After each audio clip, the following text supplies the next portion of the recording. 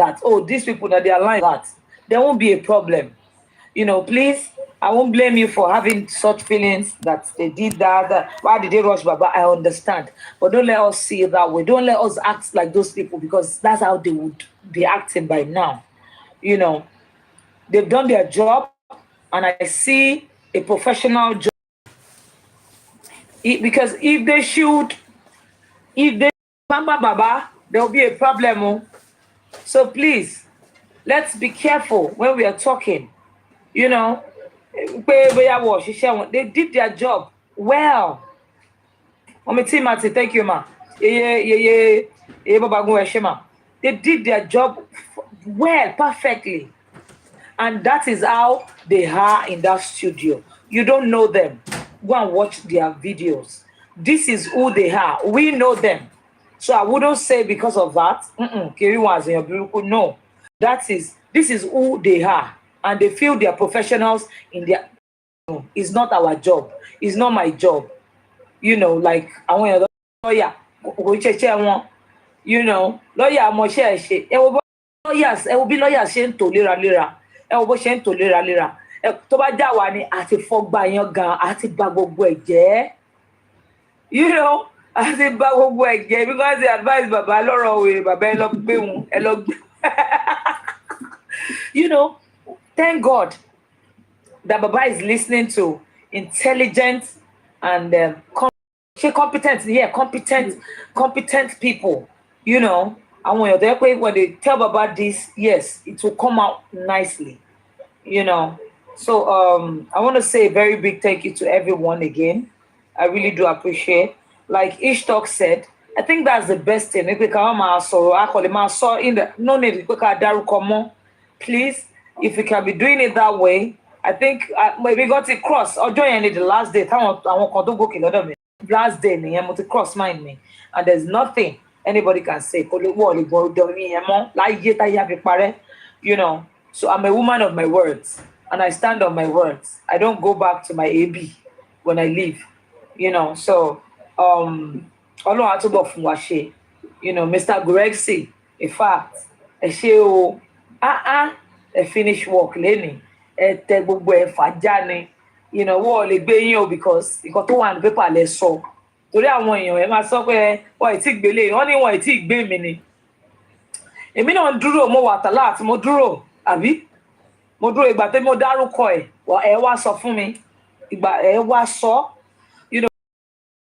fi nọ́mbà yẹn sí yẹn èmi máa bá yín fà á ni because bí nọ́mbà yẹn ṣe débẹ̀ ẹ gbọ́dọ̀ lọ síbi MTN a máa lọ síbẹ̀ a máa lọ béèrè ìpè báwo ni mo ṣe pè èmi máa fà á gùn máa fà mí nígbà lórí eléyìí mi tí ẹ ní gbà Ọlọ́run mi mind kẹ́mi mi jábọ́ mi mind because we are fighting for the truth.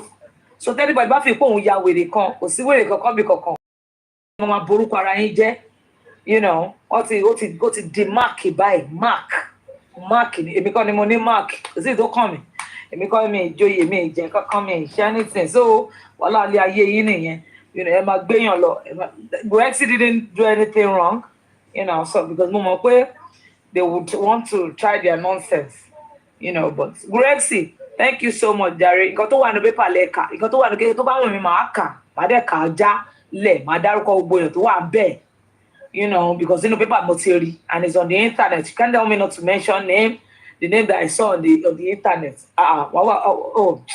Ẹ wo ẹ fi rubbish lẹ̀ Ọlọ́run á túbọ̀ kọ́ àmọ̀ṣe. Kenny, wonderful day, yeah?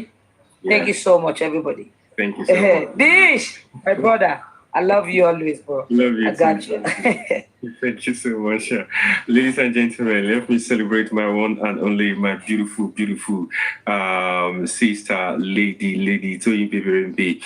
Help me celebrate her. Anywhere you see her, just tag her and say thank you for the amazing job. She's one of the women that I respect, and I didn't just respect. She's one of the women. No, she's one of the ladies I acknowledge. You understand? She's one of the ladies I acknowledge on this black harp, and I'm not shy to say it, and I'm not afraid to say it. I acknowledge you, Lady Toyin Pepe. Thank you so much. Thank you so much. Yàtọ̀ sáwọn gbanti ẹ̀yọ. Yàtọ̀ sáwọn I respect you too, my brother. Thank you so much. Thank you. Mommy God's love. You were hot before and now for this life. I work for this life. Whoa. My network was bad. I was seeing myself up and the network was just blinking. I said, oh, let me get out of where I am so that I can come back to life. Good morning, good afternoon, and anywhere you are not from. Thank you, everybody that is still standing firm on their promise to the late Mohbad and the father, that we are going to stand until justice is served. Thank you, Ishtalk, Tony Peperempe, Man No Be God, and some other host that is not hosting right now, and some other justice fighter that fell along the line. God is done with them. When I say God is done with them, it's just that people don't understand that when your role is played and you are done, for you not to make mistake, God just drop you. And then continue using other people. And then continue raising soldiers that will fight to the end. Thank you. Whatever role you play, either you play the role of fighting against the people that really want justice, either you are a mole in the justice for Mohbad, either you are working for anybody, but remember, Yorùbá máa ń sọ, màmá mi máa ń sábà ń sọ̀rọ̀ yẹn á ní ọ̀la ló.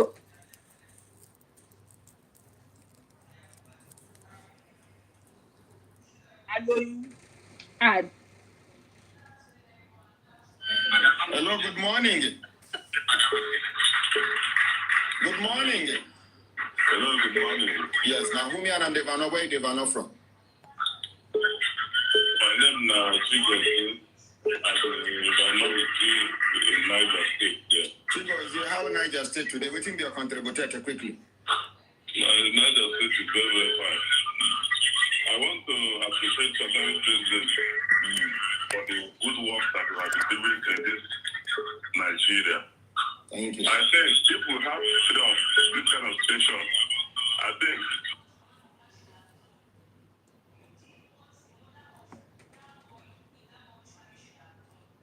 another one.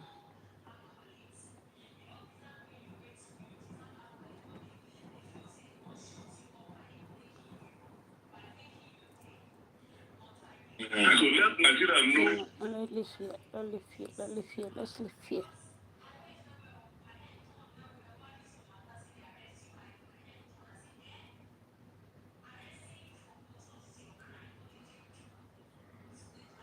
Let's go to Brother Snell, Latisne. Will never ever repeat himself where you are again in Jesus' name. Welcome back, man. Welcome back. We appreciate you. We love you more. Sugar, 1 minute. Sugar. On fait America sorrow.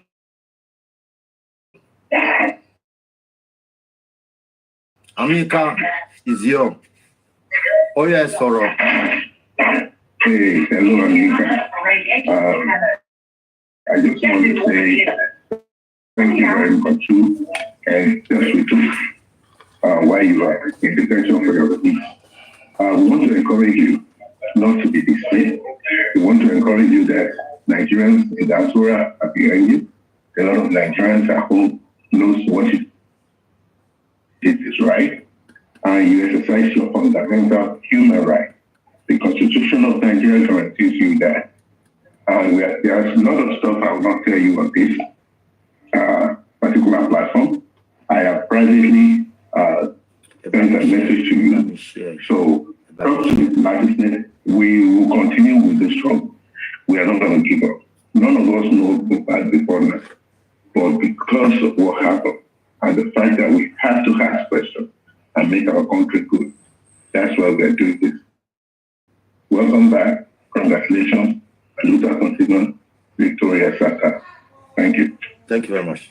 All right, thank you so much, everyone. Yinka, on behalf of everybody, we are so sorry. Congratulations once again. So, Oz, can we move on, please?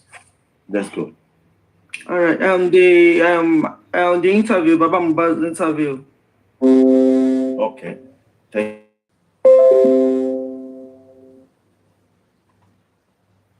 Aloba. Sorry, but Aloba. Popular. Idajo Olorun, welcome back from prison. Okay, no problem. Emma Sorolo. Hello. Yeah, I, Mr. Lati. I am interpreting. What do you say? I want to say I am in please. Why are you calling me with private? Oh, I'm using a calling card. I don't know if I'm private. All right. Well, go on.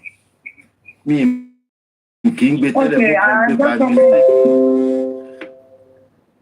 just wanted to commend I am Yinka for her braveness and our efforts for justice for Mohbad. So, and I also want to encourage her to not let people encourage her from the movement. She has the right if she wants to back out at this point. That means that's the point at which God wants her to fight this justice still, which she has done to the best of her ability. But at the end of the day, I want to encourage her to carry on doing what she's doing and not listen to hearsay. I would have advised her to go on different platforms to see what people are actually saying about her. Nobody bashed her when she was in there. As a matter of fact, people were really, really concerned about her health and for the health of her baby. And I also want to commend her husband for being a supportive husband. He actually stood by her, which is really, really, commendable. So please, I am Yinka. Nobody bashed you. You were only bashed on your favorite platforms and Aries fans. He actually bashed you. Those were the people that bashed you. So I am Yinka for the rest of the people in this movement. They were so supportive. You went in there for probably 5 nights and you were out. You were not better than the rest of the people. You were out because God favored you. You are out. You are due to be celebrated. Let us celebrate you for the hero that you are. Well done, I am Yinka. Thank you very much for all you did, and justice we shall get. Thank you very much. Rise TV. Oh yeah, Rise TV, the interview, please. Here on Aries News, Joseph Aloba, father to the late singer, Aloba, popularly known as Mohbad, is yet to come to terms with the closure of his son's death. Earlier this month, he was greeted by officers of the First Criminal Investigation Department, Alam Munisola Udumusu, the petition brothers on cyberbullying, cyberstalking, and criminal defamation. Joining us now as we look at the findings, resolutions, and possible state of affairs of the death of Mohbad is Joseph Aloba, father of the late Afropop star Mohbad, and Aziz Ulurin, who is a friend of the family.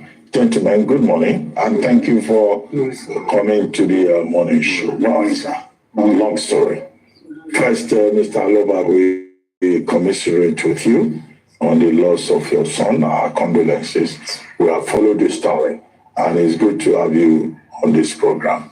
Now, before we talk about they cannot trace anything, there's also the issue between you and your son's wife, issues about DNA, whether the son is legitimately an Aloba or not. I mean, all of that crisis to fight over your son's property, wearing his clothes, and all of that. Okay, you are here with us. You have an opportunity to address some of these issues. And after you, Mr. Lune, we would like to hear your perspective. As in-law, they will call you amicus curiae. Amicus curiae, a witness position in this matter. Mr. Aloba, we start with you. Good morning, viewers. My name is Joseph Aloba, the father to the late Mohbad. On the 12th of September, the mother to the late Mohbad called me. It was around 4 o'clock. And when I just hear that call, I was surprised. Say my son is at his hospital, that he needed attention there. Now we now decided we should go together. I was at the bus stop, he just left me. So when I reached where the booth is, we go together. On our way going, there's a lot of calls coming into her call. And the hearing conversation that now it's at social hospital, that we should move them to Oshapa, London, which is the bus stop linked to the hospital. On getting there, we make a call again, and they said we should go back home, that the boy is responsible to the treatment, that we don't need of coming. I was shocked, and I collected the phone from her. I was talking, he said, Daddy, you are there, and let everything be, I should be going back home. And I see a lot of the way you have been calling the mother since. So I decided to go and see his house. But that very day, there's a lot of go-slow on the road. So we didn't reach there in time. It was around 9:30 to 10 that I could be there. And I met a lot of people gathering together to go and see, to enter. Because we normally meet at one point at his room. So that is where I first go. But on getting there, I made a soak blood. So with I saw that. From there was a guy working with him. They call him last time. He's one that come and tell that, Daddy, come here, come and see where the body is.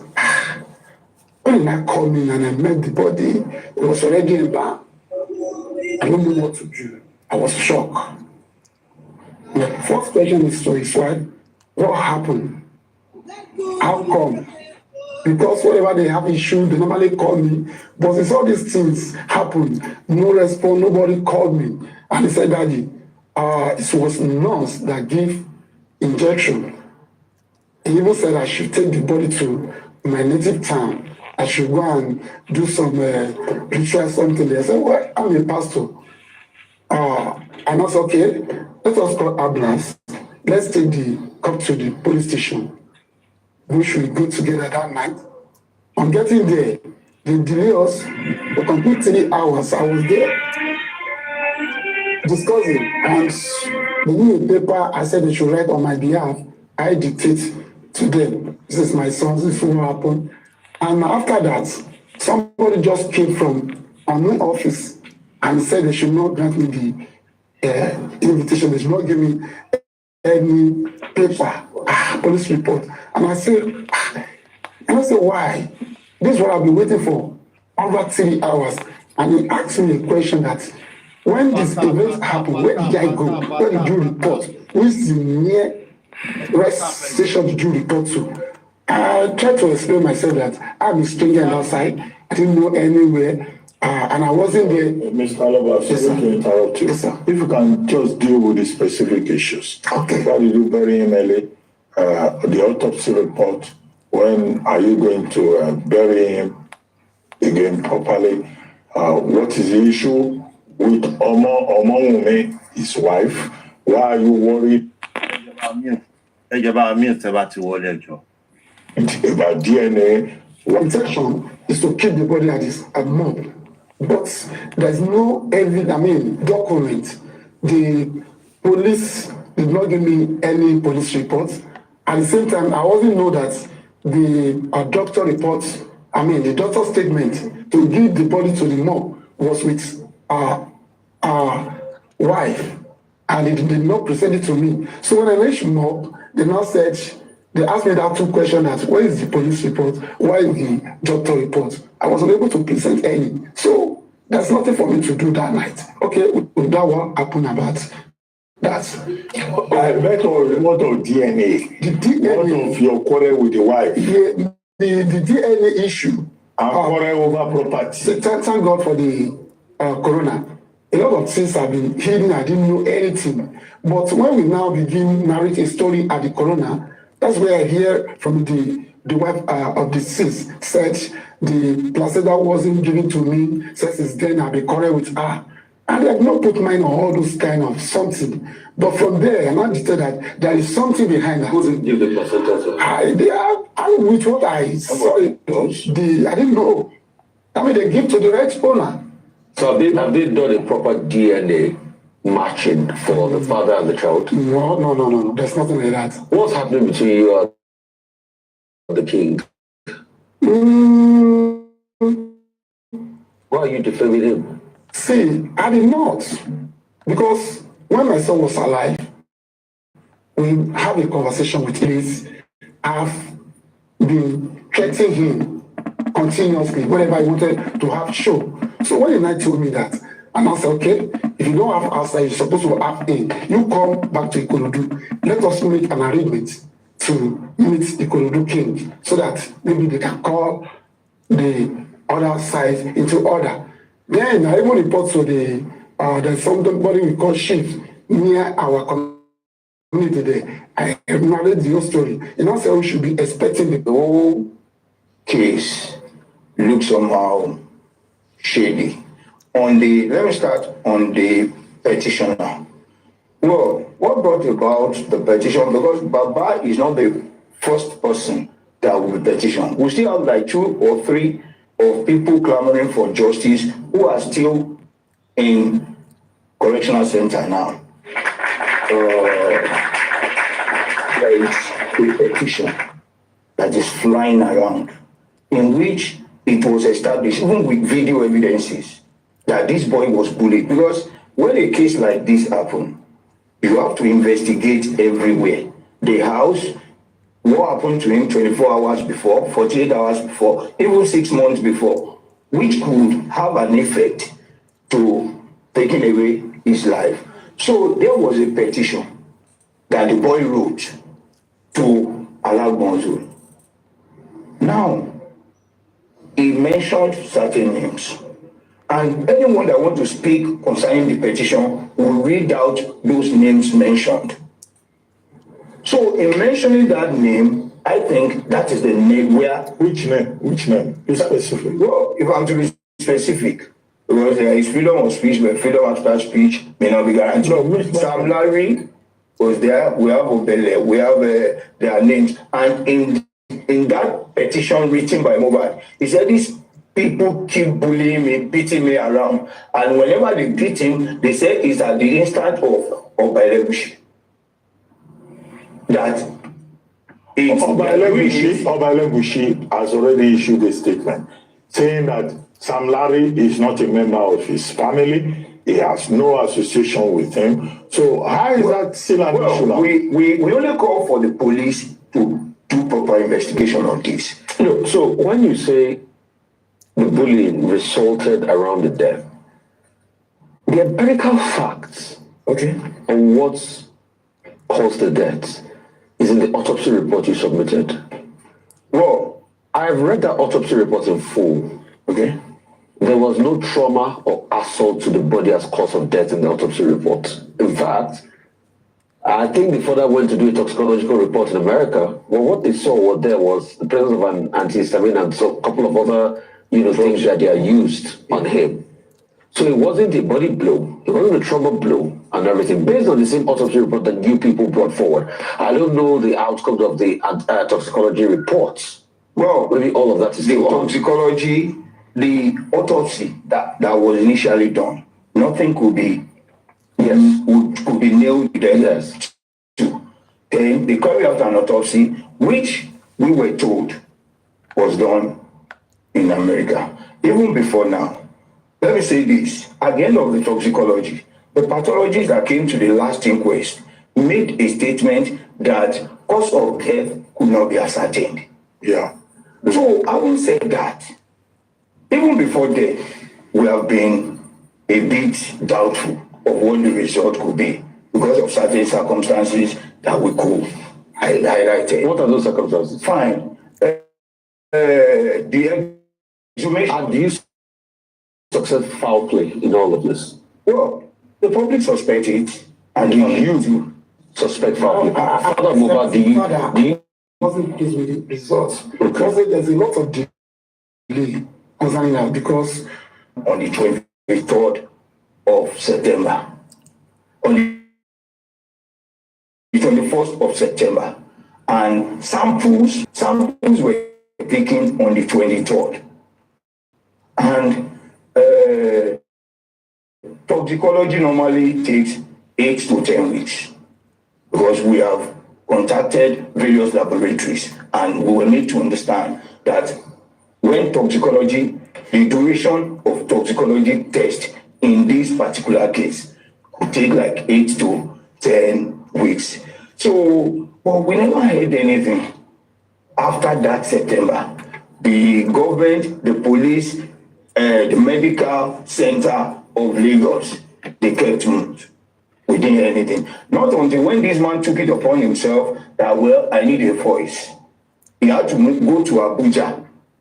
There is a human rights radio TV station, radio station. So he went there, he narrated and sought for an assistance that please save me. They killed my boy, and Lagos State government, who are they? Yeah, who are they? You know, when the death is not natural, that is where we can say that because so you suspect foul play. Ìdí tí Kábíyèsí gbọ́dọ̀ fi ṣiṣẹ́. I'm sorry, Brother Lati, before you say anything, a round of applause for Mr. Grexy first because he really tried.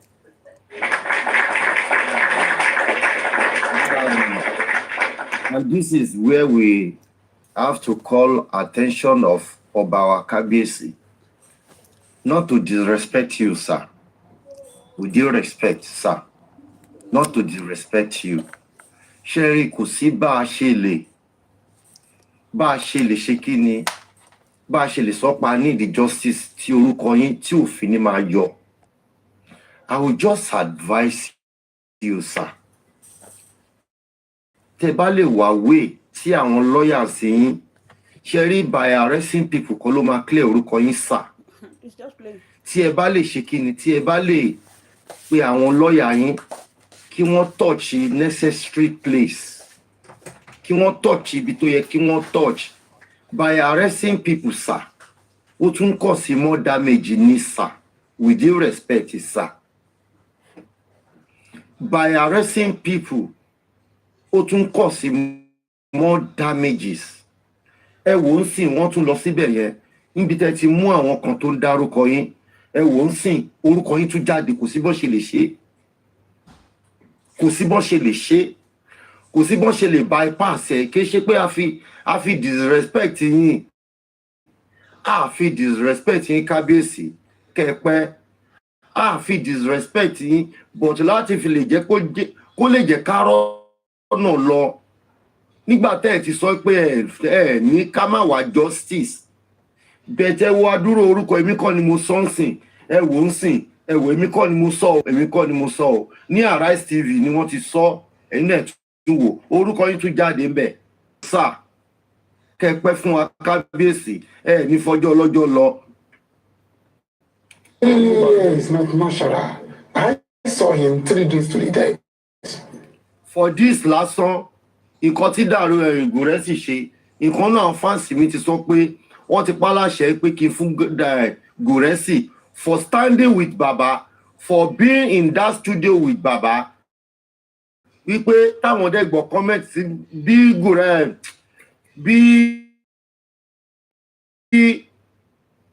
Perry ṣe appreciate sí Gùrẹ́sì, wọ́n ní kí n fún Gùrẹ́sì ní 50,000. Wọ́n ní kí n fún Gùrẹ́sì ní 50,000. What do you say? Thank you so much. God will replenish your pocket. Ọwọ́ yín ò ní kàn sálẹ̀ àpò. Wọ́n ní kẹ́ fún wọn ní Glamour B, you said 100K. Sorry, Glamour B, you said 100K. Have you sent the money already? Or you just want to send the money? Okay, I think you're gonna buy it. Ẹ ṣe gan o. No, mo fẹ́ dúpẹ́ lọ́wọ́ ẹni tó fún wọn lówó ni. Àwọn yẹn á máa ròkè o. Anyways, Grandma B, if you want to send the money, send it to Brother Latif's account. Thank you so much. So let's move on. It was playing at the second day, he had a show at a Ikorodu here.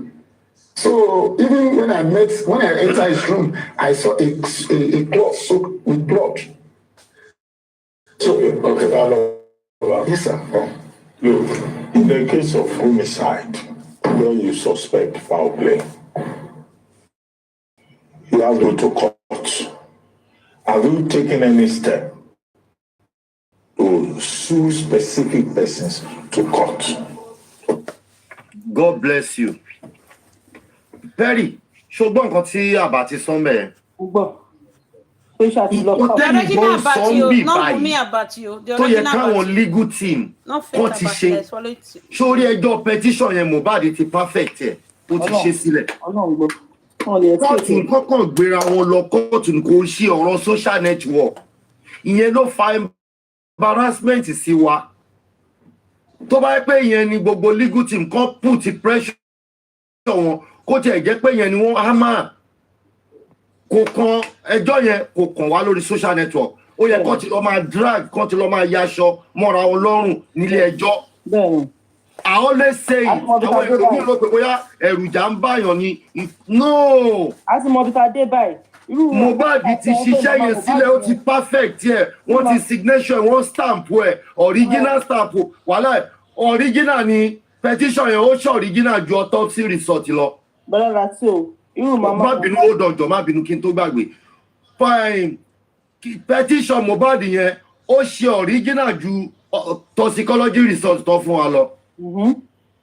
Mr. Lati, it's not in Kotaba ti sọ ní pé homicide case ni. It's not about the petition tó wà nílẹ̀ ni pé kọ́ sí ìsọ ní kẹ́rin ẹ̀ má bínú ọ̀rọ̀ àgbẹ̀bọ̀ ọ̀tọ̀ ní. 2017 nǹkan tí bọ̀dà ti ń try láti sọ ni wípé nǹkan tí Mohbad ti perfect sílẹ̀ yẹn ó better ju result toxicology tí à ń. ok yàgbọ́ nígbà tó mú àwọn arífáǹsì wọ́n gbé wọn lọ court ṣèbí petition náà fi gbá àwọn arífá lọ court petition yẹn náà kọ̀ náà máa fi gbé ẹni tó orúkọ wà ń bẹ gbogbo àwọn tó wà ń bẹ kan sọ́mọ̀ wọn sí court. Ẹ pàtẹ́wọ́ fún òsì. olórí ẹbí ẹ káàsán ẹjọ Ọlọ́run lè palaka yìí Ọlọ́run ò ní palaka yìí mi ti ń fọ́lọ́ yín tó ti pẹ́ inú mi dùn pé aláàmì kí n wá sórí láìfì yìí láká yìí Ọlọ́run nípa gbogbo àwọn tó jẹ́ tó wà tó stand for justice for Mohbad Ọlọ́run ní fi ọmọ wọn rọ́pò Ọlọ́run ní fọmọ wọn rọ́pò justice for Mohbad yìí gbogbo ibi tínú wọn ti ń dùn inú wọn ní bàjẹ́ gbogbo àwọn tó dẹ̀ dúró pé wọ́n máa lọlẹ̀ Ọlọ́run á jẹ́ kán lọlẹ̀ síwájú everybody wọn ni ṣe rí ọ̀rọ̀ tẹ́ sọ yìí ọ̀rọ̀ tí mo sọ pé Ọlọ́run nípa làkà yìí nígbà tí Mohbad tó kọ petition wọn ò rí èèyàn kankan mú but now nísìnyí tó wá kọ petition against àwọn tó ń stand fún justice for Mohbad ìgbà yẹn làwọn ọlọ́pàá náà wá bẹ̀rẹ̀ sí ní ṣiṣẹ́ ẹ mọ̀ kọ́ tẹ́ máa fi cover ọ̀rọ̀ yìí gbogbo àwa tá stand fún justice for Mohbad we are just like a David àwọn tí à ń face they are just like Goliath but bí Ọlọ́run ṣe jẹ́ kí Goliath tó ṣe mú Goliath balẹ̀ níwájú David bẹ́ẹ̀ lọ́lọ́run ṣe máa mú wọn balẹ̀ àdúrà ni gbà gbogbo ibi tó bá ní agbára sí tó ní ipò sí Ọlọ́run á da ìlú wọn rú. They are just like Goliath but bí Ọlọ́run ṣe. ẹ bá a mute all right so ẹ jẹ́ àwọn àbálọ́ náà. Accuse them of complicity in the murder of your son. That's number one. Nígbà tí wọ́n mú àwọn arífáǹsì petition ni tó ń bá rí petition wọn lè gbé wọn lọ court wọ́n ní láti lọ file petition but Mohbad ó ti ṣe petition ilé ìlókù nǹkan tó fi mú tó kọ petition ó fẹ́ ṣẹjọ́ ni the next thing ó yẹ kọ́lọ́pàá sọ́mọ̀ wọn sí court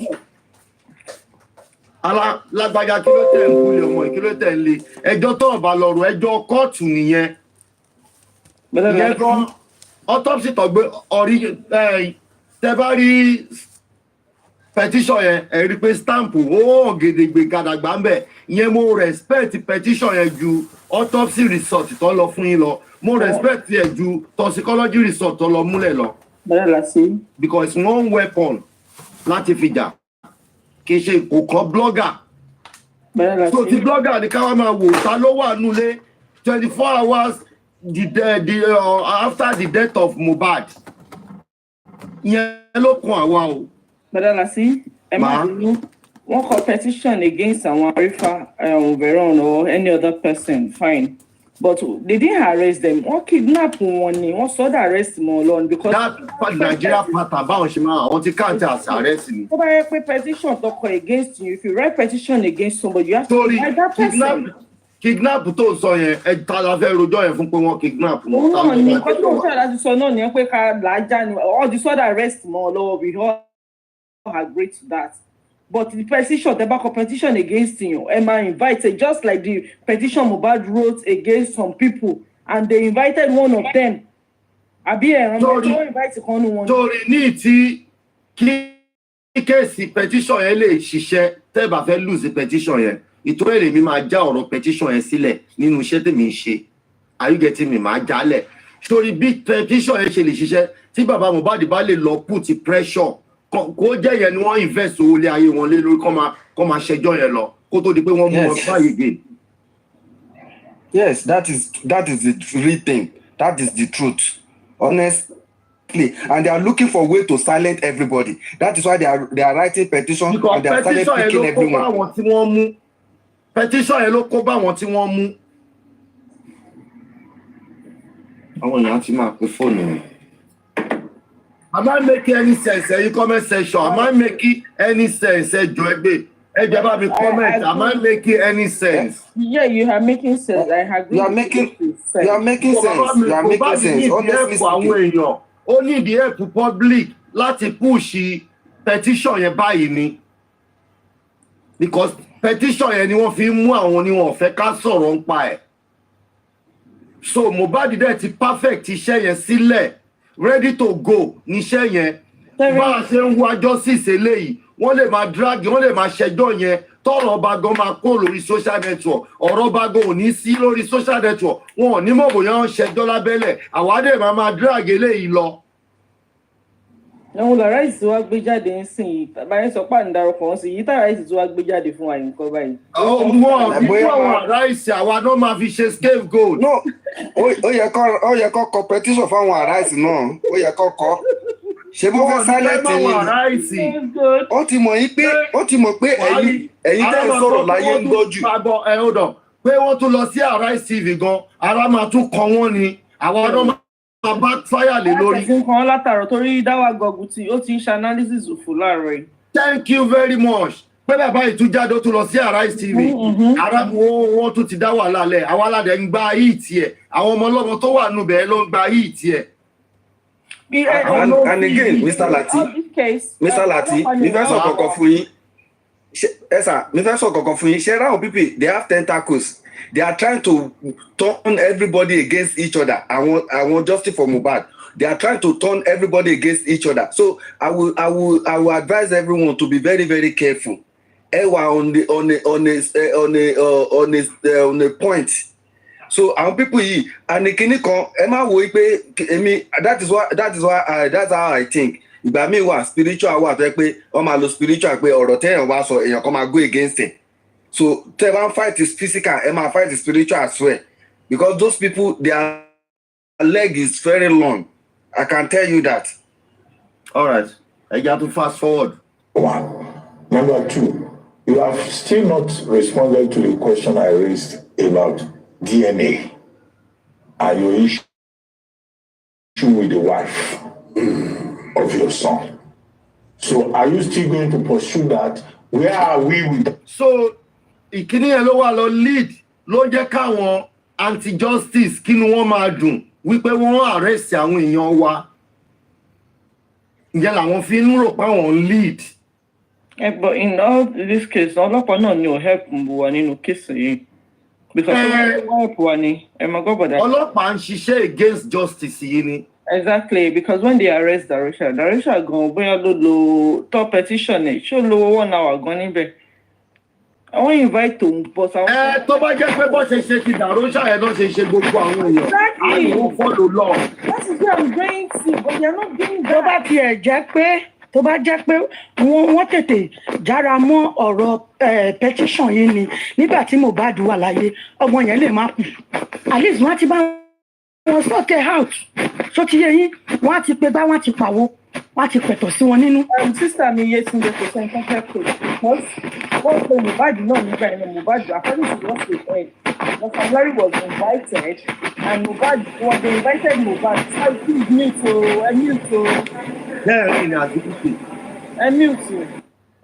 thank you so much. According to the petition Mohbad wrote, they invited one of them, which is Sam Larry, and they invited Mohbad too. But because Sam Larry was there, Mohbad only lost it. No one way Mohbad go wá confront Sam Larry. Because also more the kind of person he is and the kind of person the police are supporting.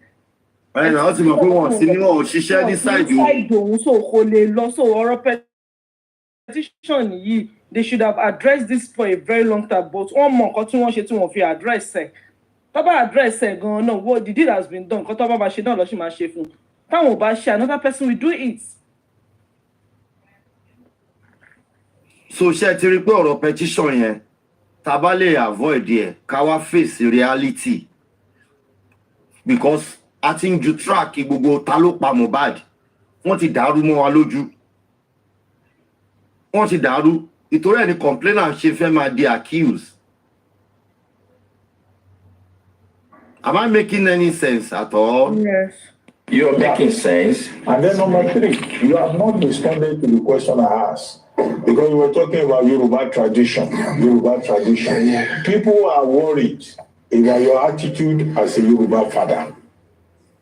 I don't know where you are going to start from. Okay. They said you were wearing your son's clothes. Let me answer that. They said you were trying to also... Can you imagine?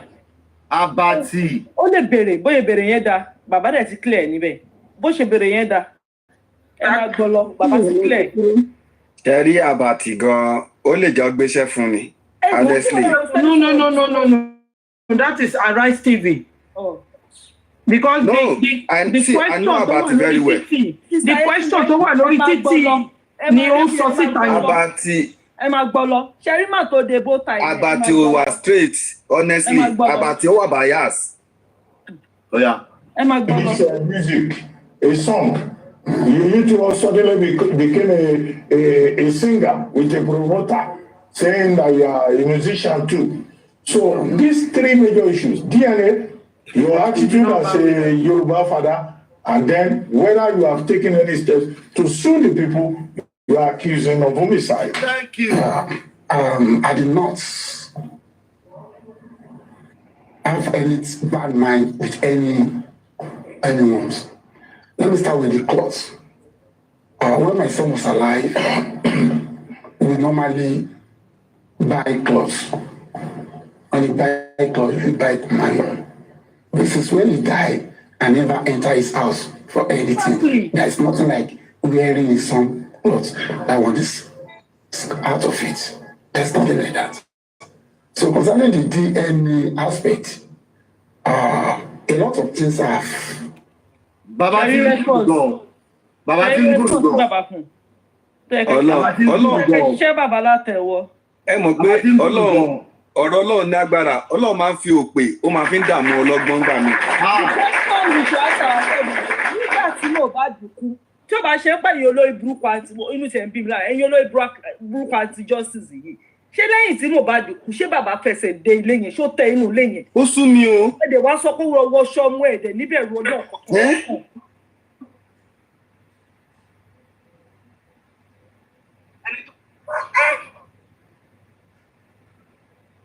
Bẹ́ẹ̀ náà ló sọ pé inú ọ̀sán nípa bàbá yẹn tán.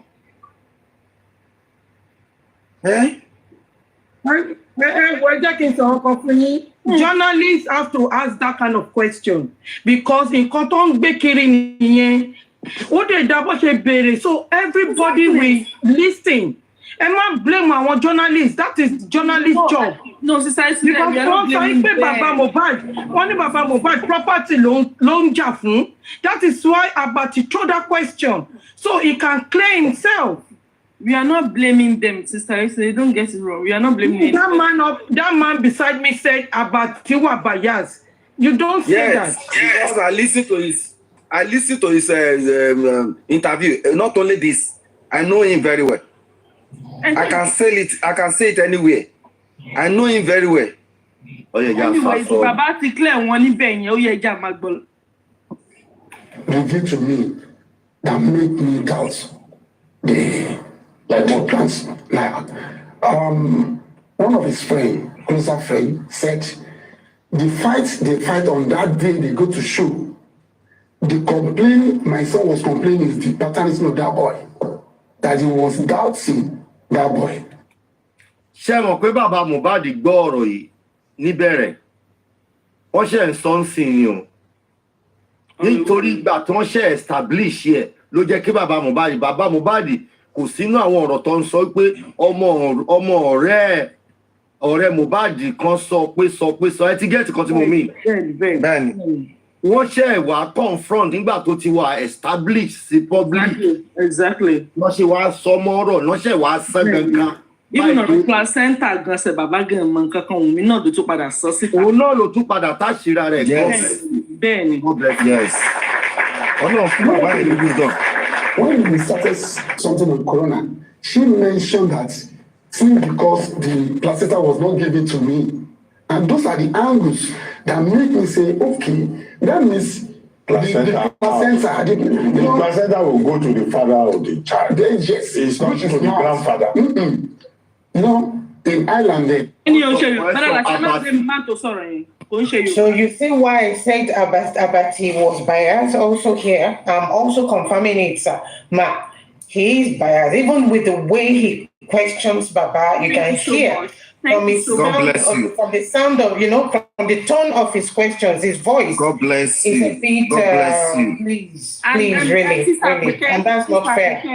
And that yes, ma'am. Volume. Mr. Lati, and that man, I'm not sure. Abati is Mr. Lati.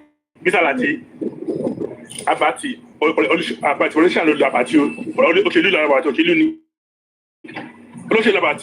was the former deputy governor of the state. Yes, it's true. Yes. They are PDP. Yes. There's no way to do it. That's emotion for home because. Ẹ rántí pé mo máa ń sọ lórí ìkànnì yìí kó tó di pé bàbá Mohbad sọ síta nípa placenta ẹ̀ pé Wùmí ló kó bá rẹ̀ lórí DNA ní bàbá mọ̀. Ẹ máa gbọ́.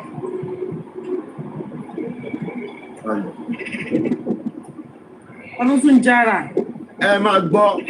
Ẹ rántí pé mo máa ń sọ pé lórí ẹ̀bá mute ẹ̀jọ̀.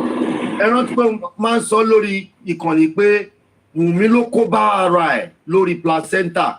Bàbá Mohbad ò hámà lórí DNA test báyìí because juwọ́ ló wá lọ rán bàbá Mohbad létí lọ́jọ́ corona inquest. Ìwọ ló lọ rán bọ̀dá bàbá Mohbad létí ló lọ sọ̀rọ̀ tó bá pé Wùmí ò sọ̀rọ̀ placenta ní ọjọ́ yẹn ni. Ní débi tá a dé yìí. Báwo ìfẹ́ débi báyìí? Ní débi tẹ́ placenta yẹn ló lọ fi reset brain bàbá Mohbad pé. Bẹ́ẹ̀ni. Wàá gbá yìí. Mr. Lati, Wùmí kọ́ ló sọ, Ọlọ́run ló ti lẹ́nu jáde. Pé wàá gbá yìí. Ọlọ́run ló ti lẹ́nu jáde. Ọmọ yóò máa fún mi placenta tó tọ́ mo máa béèrè tó tọ́ ń bọ̀ bọ̀ wọ́n wá ṣe reset brain. Ipe tó tọ́ mà tiẹ̀ ni. Ibi tí bàbá yẹn ti ń hámà pé kìíní yẹn wá tún jẹ́ kó rántí many things. Mo fẹ́ bèrè kankan ṣé Abati is he a Yoruba man? He is not. Thank you. Bẹ́ndẹ̀ Ìbò ni. I said. It doesn't matter pé yóò jẹ́ kó tó lè dé. Ẹ má bínú bọ̀dà láti ṣe culture wa ó yàtọ̀ síra wọn. That's more reason why I said the reason why tó ṣe ń hammer lórí placenta yẹn mo bọ́ ṣe ń ṣe lọ́dọ̀ sí wọn. Thank you very much. Thank you so much. Ṣé nǹkan tí mo sọ ṣe yé yín? Téèyàn child ọmọ ẹ bàbá ọkọ ẹ ló máa gbé placenta fún àwọn family ọkọ ló máa gbé placenta fún and Mohbad was supposed to do that. Hold on. Wọ́n ní Àbàtì is òun náà ń confam bí n sìn ọmọ Abẹ́òkúta làbàtì. Really?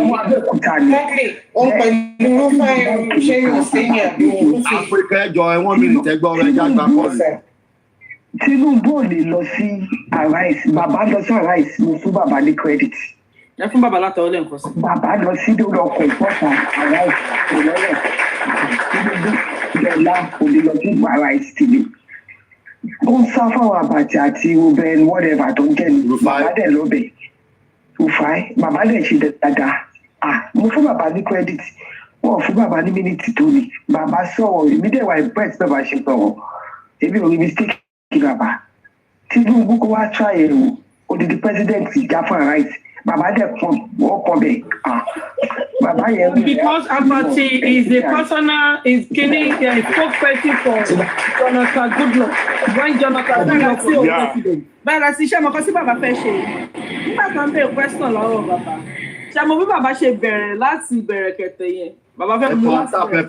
Pẹpata látàárọ̀ ẹ má gbọ́ kúrò pátákó. Bẹ́ẹ̀ sí o, bàbá fẹ́ mú láti bẹ̀rẹ̀ bẹ́ẹ̀ ni o. Ọlọ́run ọba ń gbọ́. Ẹ kàn máa gbá screen bẹ́ẹ̀ gbé fóònù yẹn dání ẹ kàn máa gbá screen. Bàbá fẹ́ mú láti bẹ̀rẹ̀ bẹ́ẹ̀ ni o. Wọ́n fẹ́ rí wá ní wọ́n fẹ́ rí láti bẹ̀rẹ̀. Wọ́n já mọ́ bàbá lẹ́nu, bàbá fẹ́ mú láti bẹ̀rẹ̀ ní pé ẹ̀yin kẹ́. Bàbá gan bọ̀, in fact, I'm so proud of you, Mr. Aloba. Honestly, inú mi ń dùn láàárọ̀ ibi iṣẹ́ ń wo kinní yẹn. Mr. Lati, tó bá jọ jẹ́ kí Rufai Oseni ask question, ẹ rí pé bẹ̀yẹn máa bomb. Bàbá òde parọ́ láti jọ jẹ nǹkan tí. Nítorí ẹ̀ ní Àbàtì fi take over gan ju Oseni lọ. Oseni máa sọ nǹkan síta gan. Now you're okay.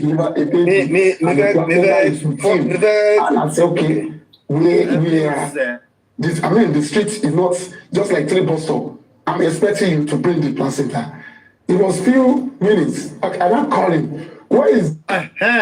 Ọ̀rọ̀ tí Wùmí sọ́jọ́ ẹ̀ ló wá jẹ́ kí bàbá Mohbad rántí story. Ọ̀rọ̀ tó sọ yẹn ló wá jẹ́ ní corona inquest. Òun ló reset brain bàbá Mohbad ló fi rántí story yẹn. Story placenta ìyẹn mi pé ńgbà tí wọ́n bí Liam wọ́n ti argue placenta yẹn náà wọ́n ti argue lórí ẹ̀ pé bá ń gbé mi gbé fún yín bá ń gbé mi ò gbé fún yín. Òun ló jẹ́ kí bàbá Mohbad rántí story yẹn. If not, wọn bá máa rántí. The placenta, like you said, the placenta I've been giving to my mother in that is the. No, the person who buries the placenta is the owner of the child. That is it. So in-laws don't bury placenta.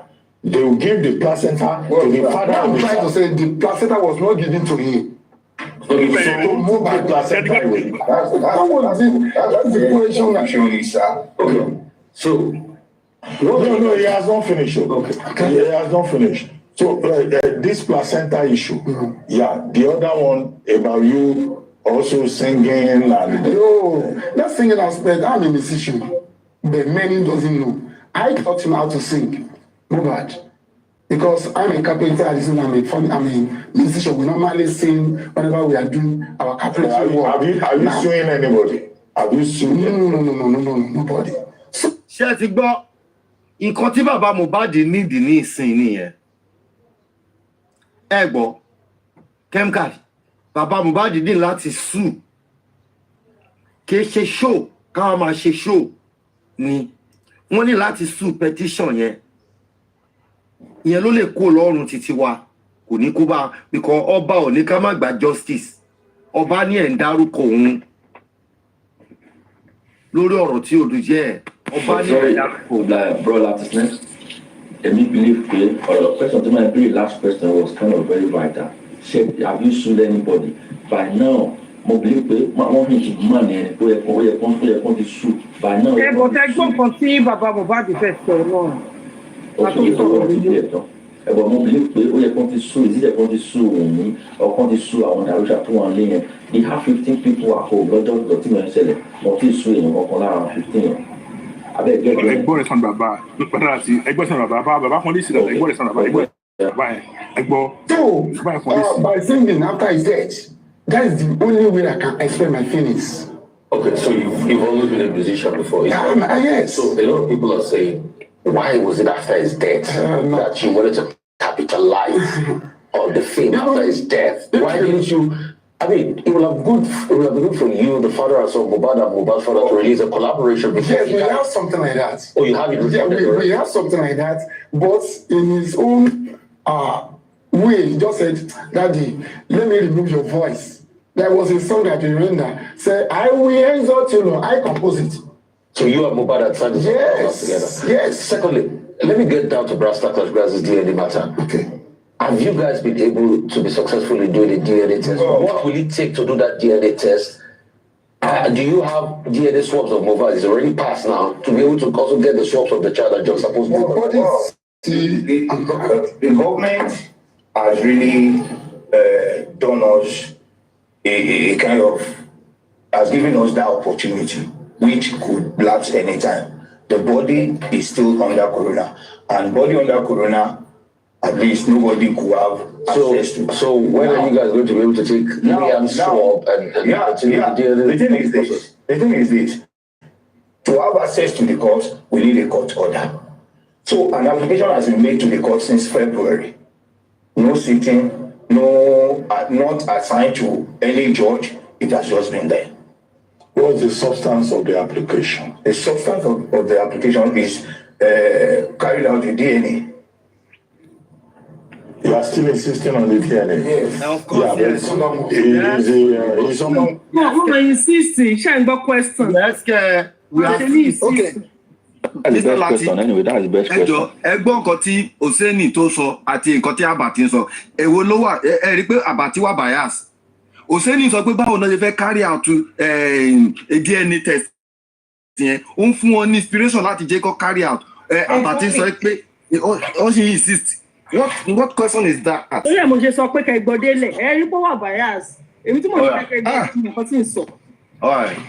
Me agreeing to the DNA. He's not agreeing. That's why she even made a request that she needed a court order. DNA cannot be determined by placenta. That's Yoruba tradition. No. It's a different thing.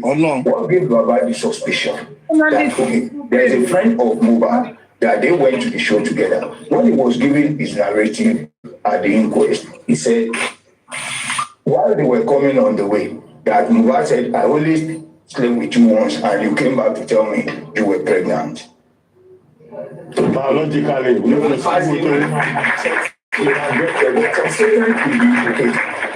one is not implicated. As you sleep with a woman, she can. I understand you. There's a fact from there. Now, another one is this. When he told the father, no, but the man has never had any thought on the placenta. She came to the coroner court and said, since I refused Baba the placenta, that's when she let's remove the placenta. Okay. That's cultural. You want. Wọn lè lọ síbẹ̀ yẹn mọ́ nígbà tí Gúrẹ́sì ti sọ fún wọn wípé nígbà tó dé kóòtù òun ló sọ̀rọ̀ placenta ẹ rí pé wọn lè lọ́bẹ̀ yẹn mọ́ ló sọ pé let's move on. To get a court order to be able to get to do a DNA, right? That's what you want. That's your request. Secondly, what about his property as we speak? The property is for now I did not have any access to it. What about the talk that you are fighting her because of his property? Oh, that's capital. No, I didn't have it. That's not. So you never made any move at all. So why you're keen on this DNA? Is it because of the property or because you want to know the truth? It's because I want to know the truth. Not because of the property. No. In a case where whatever happens in the... Ẹ̀yin wùmí ṣe ti gbọ́ o. Orí ẹ̀yin olórí burúkú aláyé bàjẹ́ àyè aláyé. Láti ṣe ti rí nǹkan tí Rufai Oseni try láti sọ, ó send the message to the public. Pé nǹkan báyìí wọ́n send béèrè and àwọn ti béèrè lọ́wọ́ oníǹkan. Ṣé rí pé ọ̀rọ̀ Oseni bíi solution lòun bá bàbá sọ. Ada fún yín. Ọ̀rọ̀ go against ni. Other way round. God bless you. Rufai bàbá ní bàbá ẹ̀ máa ṣe ni o. Rufai yìí ti máa ní ẹni. Rufai pity fún bàbá yẹn. Yes. Ó pity fún. No, kò ń ṣe pàrọ̀ pity bọ́dá láti. Kò ń ṣe pity. No, pity nìkan ni mo fẹ́ lò. Ṣé pity ló yẹ lò ni? Pity kan lẹ fẹ́ lò. Ó hint, mo believe ó hint here. insight. It's not biased. Thank you. Am I hello it Baba? Over biased. It's not biased. Or don't straight. Gbogbo question to béèrè ó fẹ́ fọ bàbá. Because I will stand on my feet. Àbàtì ó wà bias. Òsèlú ó ń fún bàbá ní insight ni. Òsèlú ó ń fún bàbá ní edgeway. Journalist will be a journalist. Abati is a politician. Abati has been to prison. Let me tell you something. We have to be careful because Baba Mohbad is still going to different interview. Ẹ má jẹ́ kó lo nǹkan tá à ń sọ yìí kó fi block àwọn interview kan ìjọ nítorí Ọlọ́run. I know, but we should not say someone is biased. He's a journalist. Any story. No. That one said a valid point. That was a valid point. That was a valid point. It's true. That was a valid point. Am I can't discuss but they come along my feet discharge Baba. True. That was a valid point. Okay. Hello, brother. Hello, ma. At the platform, I could share just another everybody. Also concerning interview about Aloba, am I carry the unnecessary name to it, because you have to understand the interview here was viewed all over the world, not Nigeria alone. Exactly. So am I deliberate too much on it, or can I read the Katomi and the Katomi? Maybe Toma Lord Jaka again somewhere else. All right. I should go. DNA. Would you still ensure that Amo is taking care of Mohbad's wife while he was alive? In that case, if they did not have any, what do you call it? Their marriage was just. Were they legally married? No. There was not legally binding marriage. It was a traditional marriage. It was a traditional marriage. Yes. Which was a customary marriage. As any other form of marriage. No matter the form of marriage is, no matter the marriage, whatever happens. Sir. Hello. Ẹ sọ̀rọ̀ hello. Mo fẹ́ contribute sórí ọ̀rọ̀ discussion ọ̀rọ̀ Dr. Abatati Ifeanyi. If you are an ardent follower of their program, èèyàn kan máa gbé ní líle, èèyàn kan máa gbé ní rírọ̀. And I think Baba missed it out in the question of have you sued some people? Question tí wọ́n àgbà léèrè ni wípé irú àwọn ọ̀dàrọ́ṣà, àwọn àdúrà, and which was on ground. Baba also let them know that there is a case to institute against our people here. They are not working on it. Question to Baba, Baba nìyẹn. All right. Thank you, caller. That is it. It's not about the petition. It is the homicide case in the house. That was correct. Valid point. DNA, why is insisting? It's just because of motive. Okay, so you want your DNA, number one, and you still feel that the circumstances around his death is shrouding a lot of misery. Yes. So you want to go to court as regards that. And apply for private court. So you want a private court. So 3 requests. Thank you so much. I think we're going to. Well, the official autopsy already says, given the time. I'm not satisfied. Looking at the circumstances, because we've even verified from the lab in US, NMS, Pennsylvania. They said they never received any sample of such name. Okay. So it's still a developing story. A developing story. As a father, are you not worried that the spirit of your son has not been properly laid to rest? I'll be worried. And what's exactly that delaying me now? I want the facts to know the cause of the death and to know the patterns of the boy. So if this matter goes on for the next 1 year, it doesn't matter. Yeah, for me, because this, my son, before he died, there's a lot of things I review. He said, if I was killed by you, the audio is out. If you buy me, you cannot buy the whole of the family. So I'm standing for you to get the justice. Okay. Thank you so much. Okay, thank you very much, Mr. Aloba. Thank you, Mr. Obi. Bàbá sọ ń bẹ̀rẹ̀ wípé òun ti pé ọmọ òun sọ fún mi pé tó bá pa mí ò lè pa àwọn family o. Who are the family? We are the family. So it means kò bá take it 2 years ní bàbá ń sọ fún yín a ṣe ń lọ náà ni ẹ̀yin àti Justice ṣe láti. Yes. Sharing interview yẹn Ọlọ́run those anti-justice.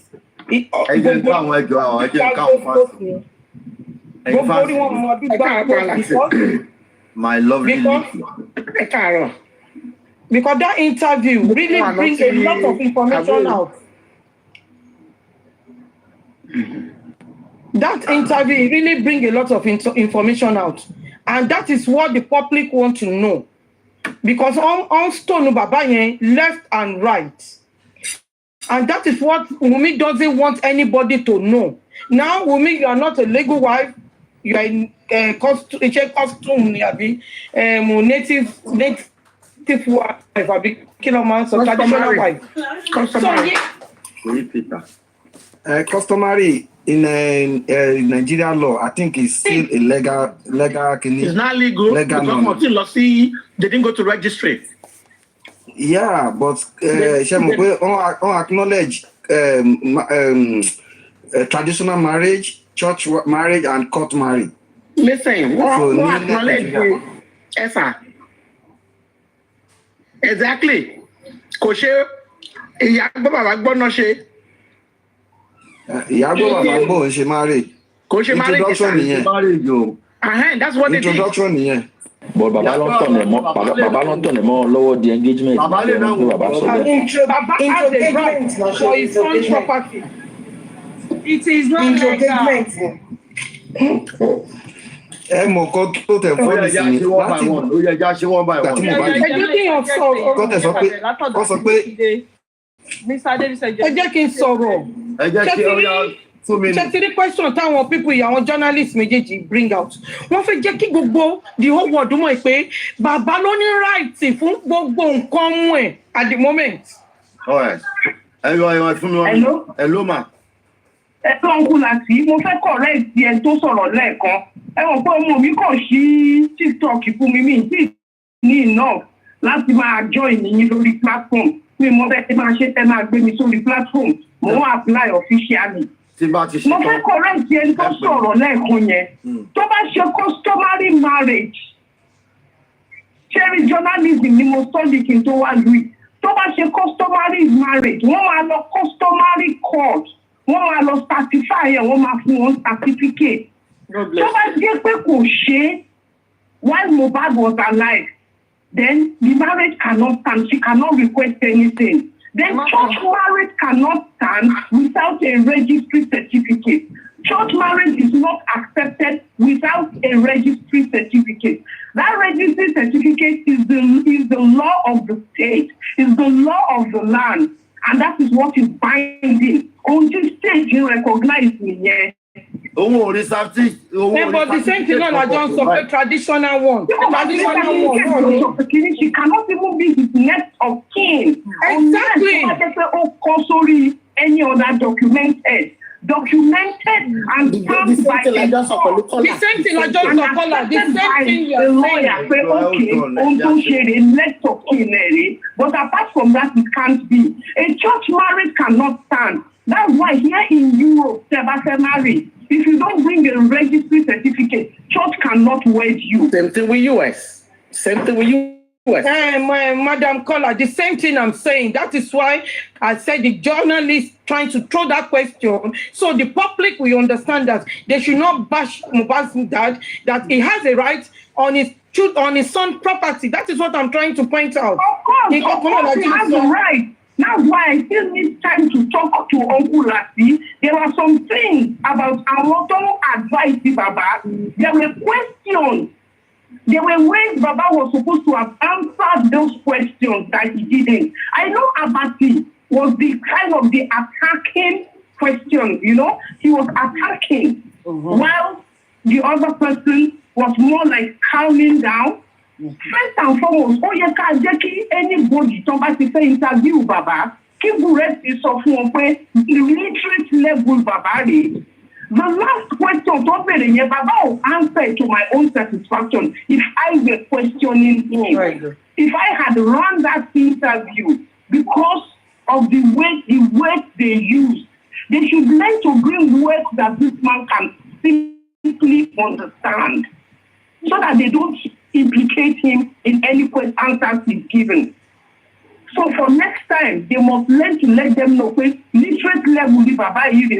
So please, let your English or Brexit can now translate it or bring it in a layman's language for Baba to understand. He has improved. He has improved even better than when he went to Berekete. He has really improved, but he still needs to do more. It's just like if you talk something, talk to people, Baba say, they also expect the people who are I mean, Baba máa sọ fún wọn straight ahead ni pé yes, ìyàwó ẹ̀gbọ́n ẹni tó wà pẹ̀lú ẹ̀ tí òun bi lọ́wọ́ ẹ̀ pé kí ló ṣe ọmọ mi tó ń gbé ẹ sílé òun gbọ́ sọ pé they have fired the nigger come and take your trophy. So people ò bá lọ́wọ́ ọmọ mi ò ní sọ pé they have fired the nigger. That's number one. Then number two, she came out to say that I know so many things, but the musical industry gods will not let me talk. That's number two. Number three, only Baba Egbeke Loro. People yet you go back me for follow. She could so for Baba Loro. That's the person living with him that we say is his wife. So we even just have three actions. Baba go to your come yes, omo yiku ki se ku lasan. And then I want to support one property no after. Oh, I suffer on the day. This is the child that I brought up with my sweat, with all of the love I have. Showada, King Kenifiko Pastor. I have to monitor how they will even spend it, even if I don't have a cover of it. Even if I don't, I have to monitor how it will be spent. What is what the Baba say? And so I say at the end of it, then show and show we won't take care of me. But still when she did Abatilo was what Baba did not understand. Oh, I so of course, Kilode, as the Yawo, Kilode, you take care of her. Any I see any problem, on got to only corona inquest, we were 5 and 6. So she was somebody I liked like my own child. But I just want her, for clarity's sake, to do the DNA. Hello, Mr. Oh, you are too much. You are too much.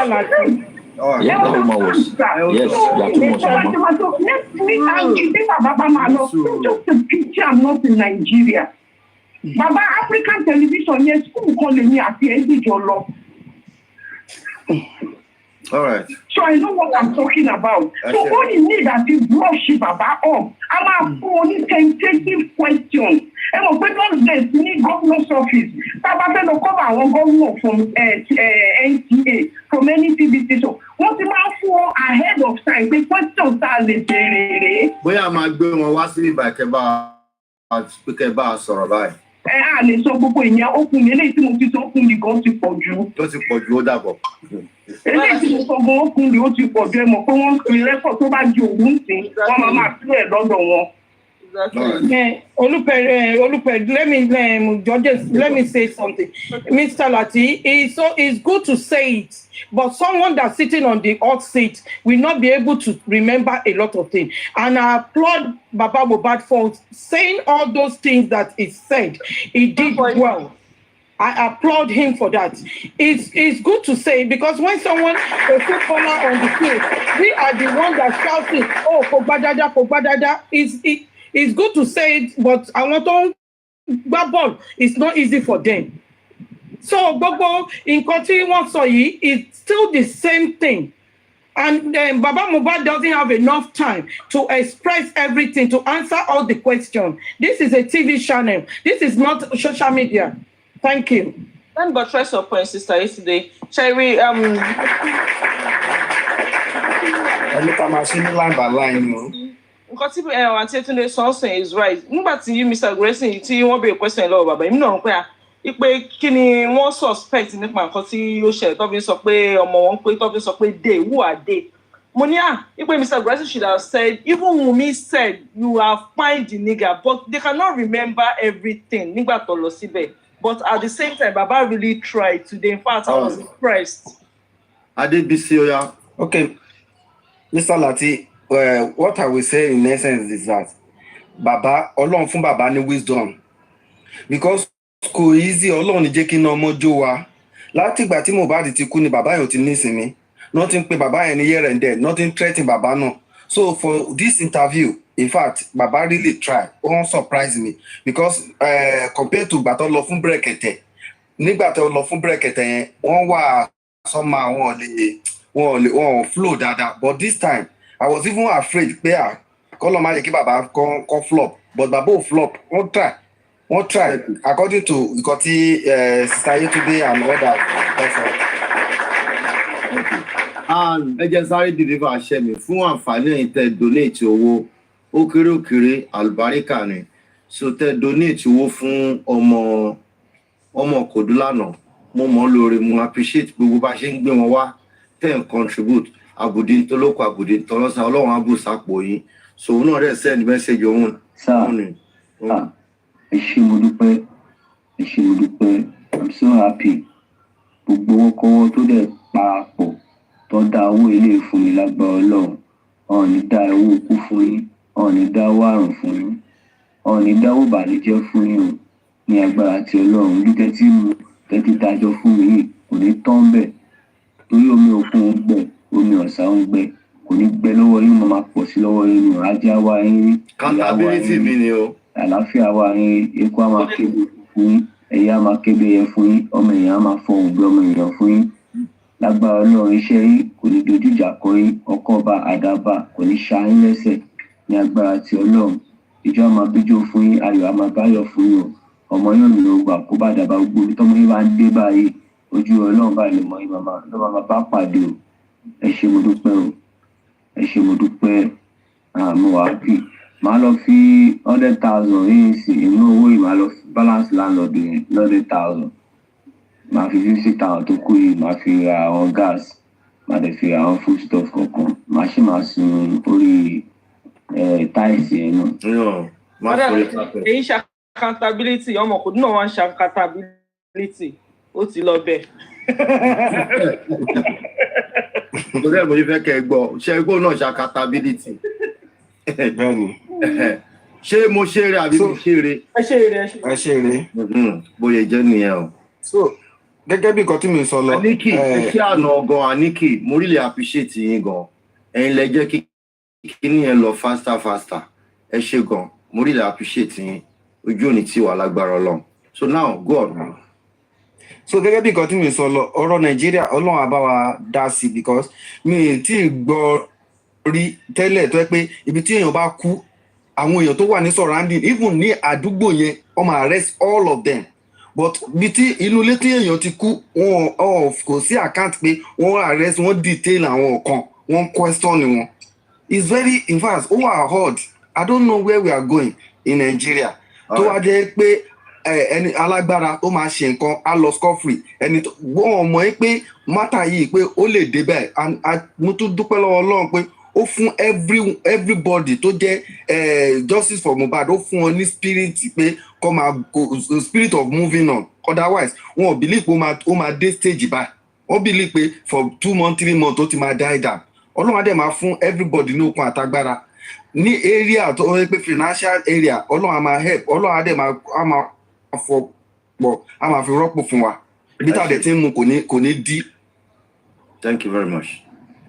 Kem Kadi. Pinky. Kem Kadi. Oya Bello. Kí ló ṣẹlẹ̀?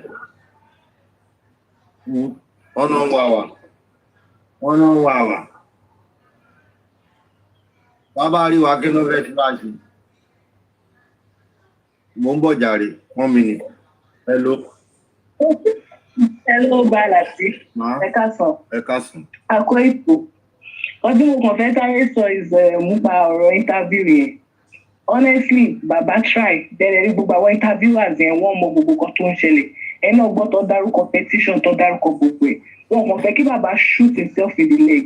Ni wọ́n fi béèrè question tó dẹ̀ ń try láti speed wọn up. torí wọ́n mọ̀ pé kò sí bí bàbá ṣe máa sọ̀rọ̀ tó tí ò ní shoot himself in the leg ṣe understand ẹ̀dẹ̀ mọ̀ pé everybody ló mọ̀ pé wọ́n arrest bàbá tí wọ́n fẹ́ detain wọn pẹ́lọpẹ́ ọlọ́run lára wọn kọ́tẹ́mi kan fẹ́ sọ ni pé interview yẹn was very effective because bàbá jẹ́ kí point wọn wà no which is 3 things ó fẹ́ mọ kan tó pa ọmọ ẹ̀ ó fẹ́ mọ ọ̀tọ̀ ó fẹ́ mọ DNA ọmọ ẹ̀ then ó fẹ́ make sure kó gba justice so bó tiẹ̀ ká gbogbo story lẹ̀ or not the most important thing ni pé wọ́n béèrè pé what do you really want the public then ti mọ kọ́tọ́ really fẹ́ so mo kàn fẹ́ encourage bàbá pé mo mọ̀ pé the more tó bá interview wọn the better it will be tó bá dẹ̀ yẹ pé Yorùbá ló fẹ́ máa fi down kí Gúrẹ́x máa interpret náà kí Gúrẹ́x máa tẹ̀lé wọn lọ sí interview anywhere tó bá lọ because mo notice pé bàbá was less tense today because ó ní right hand man so kudos to the legal team kudos to everyone in justice for Mohbad. Thank you. Again, Baby Pink àti Perry mo lọ kọjá àyè mi. Kí ló ṣẹlẹ̀? Tọ́lẹ̀ ṣe. Mo kọjá àyè mi gidi. Màá jẹ́wọ́. Mo kọjá àyè mi. Mo bá lọ pé mo bá ní kí n lọ find out kí ló ṣẹlẹ̀ sí Bíntín. Bá dẹ̀ ní kí n pe nọ́mbà ẹ̀ kò gbágo. Pẹ̀rẹ̀ ni màá rí message ṣé ò sí. Ṣé mi ò ní problem? Ẹlẹ́rìn.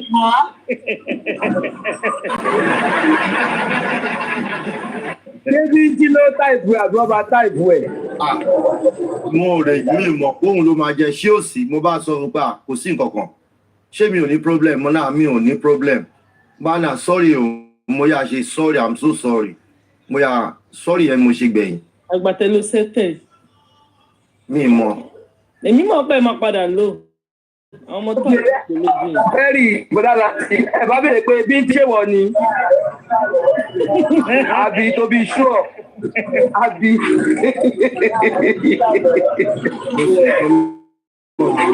Ẹ̀kọ́ ń bá yín sọ ń bí. Àwọn èèyàn bá yín sọ ń bí. Bẹ́ẹ̀ bá àmì ìrántí owó ọ̀gẹ́ yẹn. Èmi ló kàn. Ẹ má bínú Mr. Ṣe ìfìtẹ́ má. Àdúrà ẹ má bínú ẹja ń sáré yanjú ilé náà. Nígbà tí kẹ̀kan sọ ń bí lórí platform lánàá pé Ọlọ́run á bá wa fi Àrífà àti Veron wípé Veron yẹn kò ṣe kiri kan blabla kan. Ẹni a má sọ bẹ́ẹ̀ bá wọn. Àṣẹ máa padà lọ sẹ́ọ̀tẹ́ẹ̀lì. Gbọ́dọ̀ àti eléyìí lọ́wọ́ rà fún yín báyìí sẹ́tẹ̀lì lè rà. Ẹ́tẹ̀lì lọ ló ìgbóye ẹ́tẹ̀lì. No ẹ́tẹ̀lì sẹ́lítẹ̀lì. Ẹ mú mi sí. Bọ́lá láti ẹ̀pẹ̀lẹ̀ ẹ má bínú.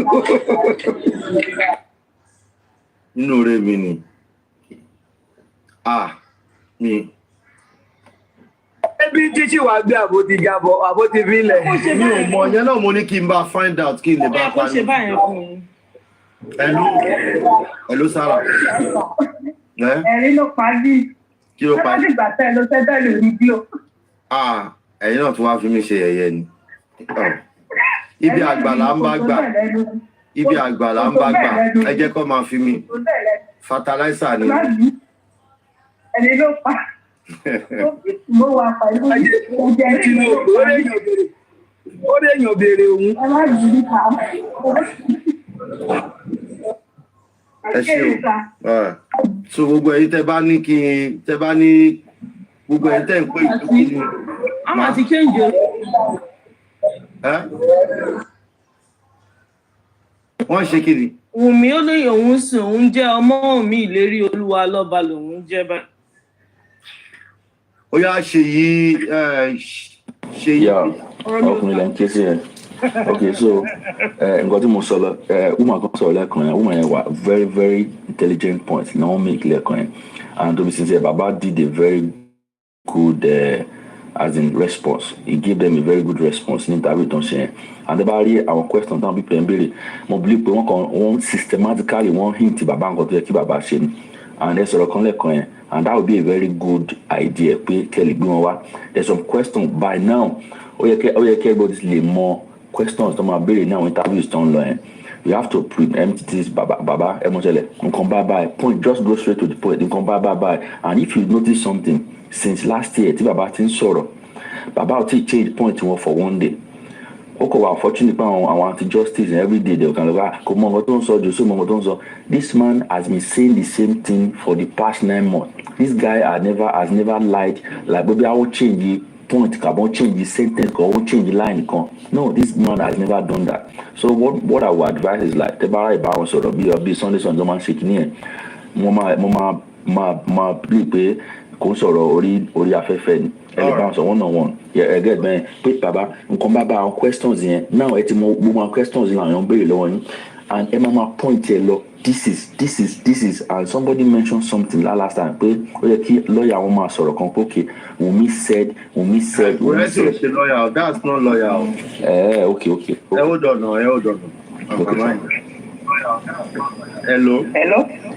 Hello, that's it. Káàsán. Because I'm something, thank you so much, like the last speaker and the Ṣèyí Peter ni ẹ. Okay, Ṣèyí Peter, thank you so much. You're welcome. You know, last name me not follow. I'm only 6 of me to my work for more than one of me. Ẹ pè mí mo máa bá yín ṣe oníbàárà. Okay. So, nǹkan tí mo fẹ́ sọ ni pé àwọn tẹlifíṣàn ìkìlọ̀ tí bàbá ló ní Arise. lórúkọ tẹlifíṣàn Arise TV. Wọ́n ní bàbá ní àwọn nǹkan tó yẹ kí even the Lagos can take over.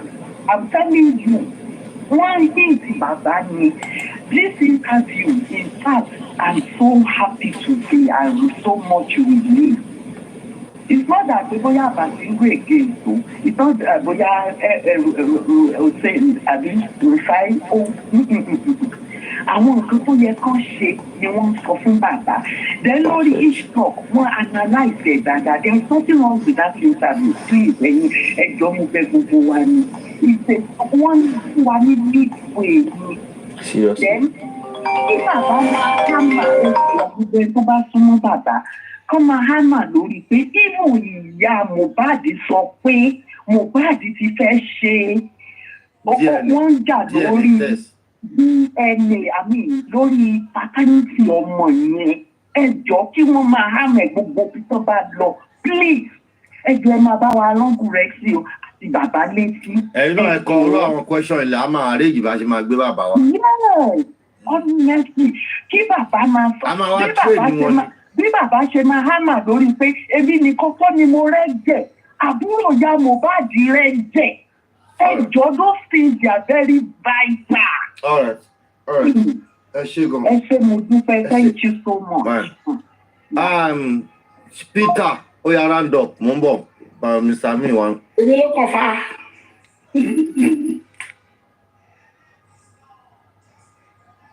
Yeah, Peter. Okay. Peter, continue. Anthony, can mute now. Okay. Peter, are you there? Okay, so wait. So what do Mosolo like? What do Mosolo no Mosolo? So me, I will prefer come the phone now. The answer and pé bàbá nǹkan bá ni and tó bá fẹ́ lọ fún interview ni tó bá possible kí lawyer come and tẹ̀lé wọn lọ but you know the way lawyer talks is kind of different from the way our answer lawyer tally answer and questions kankan but there's kind of like some tactics to only if you answer and question that they will put back to them. But to be sincere, those guys they gave him a lot of hint today. A lot of hint because the next step he's supposed to do. That's what I believe they gave to him today. So for me, let's keep trying our best. Let's keep trying encouraging this man. But this man is kind of like frustrated. One them frustrate effort here.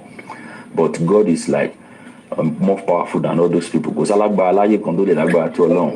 So long man, everybody low, and I believe justice will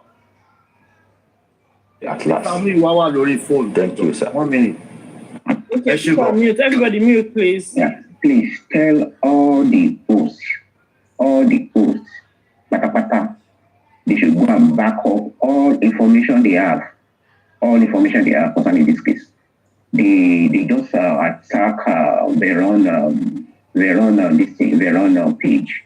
So the person used a double Veron to enter. So they are trying to wipe off all information concerning this case. So all owes, every evidences you have, back it up. Back it up. Thank you. Back it up, please. All right. We need those evidence. Mr. Wow. Inú mi dùn as ẹ pè sásìkò. Báwo la nídìí bàbá níbi orí platform ìjọba rẹ̀ ṣe lè bá gbé wọn wá. Talk to me. I can talk to me. There's no problem about that. But let's talk. All right. All right, sir. All right, sir. Thank you. Ṣé gbọ́ wọn náà ti fẹ́ àtàkì péjì Ṣógunláyé ni. Àbí bọ̀bọ̀ tó ń lo Veron 2.0 yẹn ni. Ìpín ẹ̀kan lo Veron 2.0, ìpín ẹ̀kan sọ pé ṣé Veron. Ọmọ ẹ yọ̀ ju kíní ẹ lọ. Kíní ẹ fẹ́. Àbúrò láti ẹ má sọ bẹ́ẹ̀ o. Àwọn ọmọ ẹ̀ náà ń gbóná láyé tá a wà yìí o. Ada. Yẹ́n à ń pọ̀ sí i. Bẹ́ẹ̀ la ṣe o. Bọ́bá ọmọ yẹn ṣe. Bẹ́ẹ̀ la ẹ̀rọ mi létí pé bọ́lá láti ẹ̀rọ mi létí pé tàbí ká sọ fún láti kó lórí show kan. All right. Ẹ jọ kó ṣe ọ́ host. Ẹ̀rọ mi létí pé ìtàkùn fẹ́ sọ fún láti kó lórí show kan. Okay, ẹ̀yin panelists, commenters, if you have any concrete evidence, please pass it on to your host. Mo fẹ́ sọ kinní kan kí n tó gbàgbé. Yeah, so that they can pile everything up, please. Thank you so much. Balati. Ó ní fídíò kan tí mo bì sílé ńlá ní ìmọ̀ bóyá ẹ rí. Tí Wùnmí Mohbad ilé ọmọ alẹ́gbẹ̀ẹ́ Mohbad jókòó ló wá ní Mohbad lè kó jókòó sáàárín kinní kọ̀ọ̀kan kan Mohbad wá sọ pé ẹ lọ gbọ́ kinní ẹ̀dá Mohbad sọ pé àwọn kọ́kọ́ fẹ́ mọ ibi tọ́mọ tó fáyìn yìí ti wá. I'm telling you, ó ní àwọn kan fọbi tó sọ pé this handsome boy kinní kan ó ń pọ́n ọmọ ẹ̀ léṣe understand normal gbogbo obìnrin ṣe irú ẹ̀ ló wá ní Mohbad wá sọ pé ibi tí handsome boy yìí ẹ lọ wò lórí kinní yẹn fídíò yẹn wà lórí ilé ńlá bẹ̀ mo jù wọlé láàárọ̀ pé ẹnìkan ló jù síta mo rò pé àwọn tó ń tẹ̀lé Wùnmí orí wọn ò pé mo rí Facebook lánàá you are correct. ẹ̀yin náà rí ẹ̀kọ́ ti ṣe báwọn tí mo bá dé. Náà ó kàn sọ kó kàn bójú ẹsẹ̀ gbẹ ni. The secret behind this handsome boy. Àdà fún yín ẹ lọ gbọ́ dáadáa mo fẹ́ ká slow ẹ̀ gbọ́dọ̀ láti ẹ ní ìdí ẹ̀ ọjọ́ tí gbogbo àwa commenters kárẹ́kọ̀ọ́ gbọ́dọ̀ láti ó. Àṣírí sì máa tú. Àṣírí sì máa tú gan. Àṣírí tú gan. Ní kí ẹ gbàgbé ẹ. Àṣírí sì máa tú gan. Àti ìráwọn àṣírí mi, àṣírí sì máa tú gan. Nígbà tó lọ bá da yìí, tó bá da kápò. Ẹ kú iṣẹ́ ẹ ṣe gan ni o. Ẹ jọ mo fẹ́ sọ fún tó bá ti ń sọ̀rọ̀ DNA yẹn kí bàbá náà máa sọ pé ìyá Mohbad náà sọ pé ọ̀rọ̀ DNA ẹ ti wà nílẹ̀ tẹ́lẹ̀ pẹ̀lú fídíò tí ìyá Mohbad ṣe ń gbà yẹn. Ẹni lọ́wọ́. Pé DNA so kò ní já wọn nìkan. Ẹ ṣe gan ni. Ẹ ṣe gan. God bless you. Bye. Ó wà ní ìta play lánàá bọ́dà láti. Àṣírí ti tú yẹn pátá. How many minutes ṣe send the video ẹ ṣe ká tó sùn? Ṣé tí ìyá Mohbad ti sọ̀rọ̀ DNA? Àṣebí mo sẹ̀ǹdẹ̀ òkìkí sẹ̀ǹdẹ̀ sí yín náà. Mo ní mo fẹ́ wo bí minute kí èèyàn gé bẹ́ẹ̀ yẹn. Sẹ̀ǹdẹ̀ sí mi. Òkìkí, if you are here, please send the video to me where ìyá Mohbad said Mohbad was talking about the DNA place. Send the video. Ó mà wà lọ́wọ́ mi ìdóná jẹ́ wo conversation wa bí.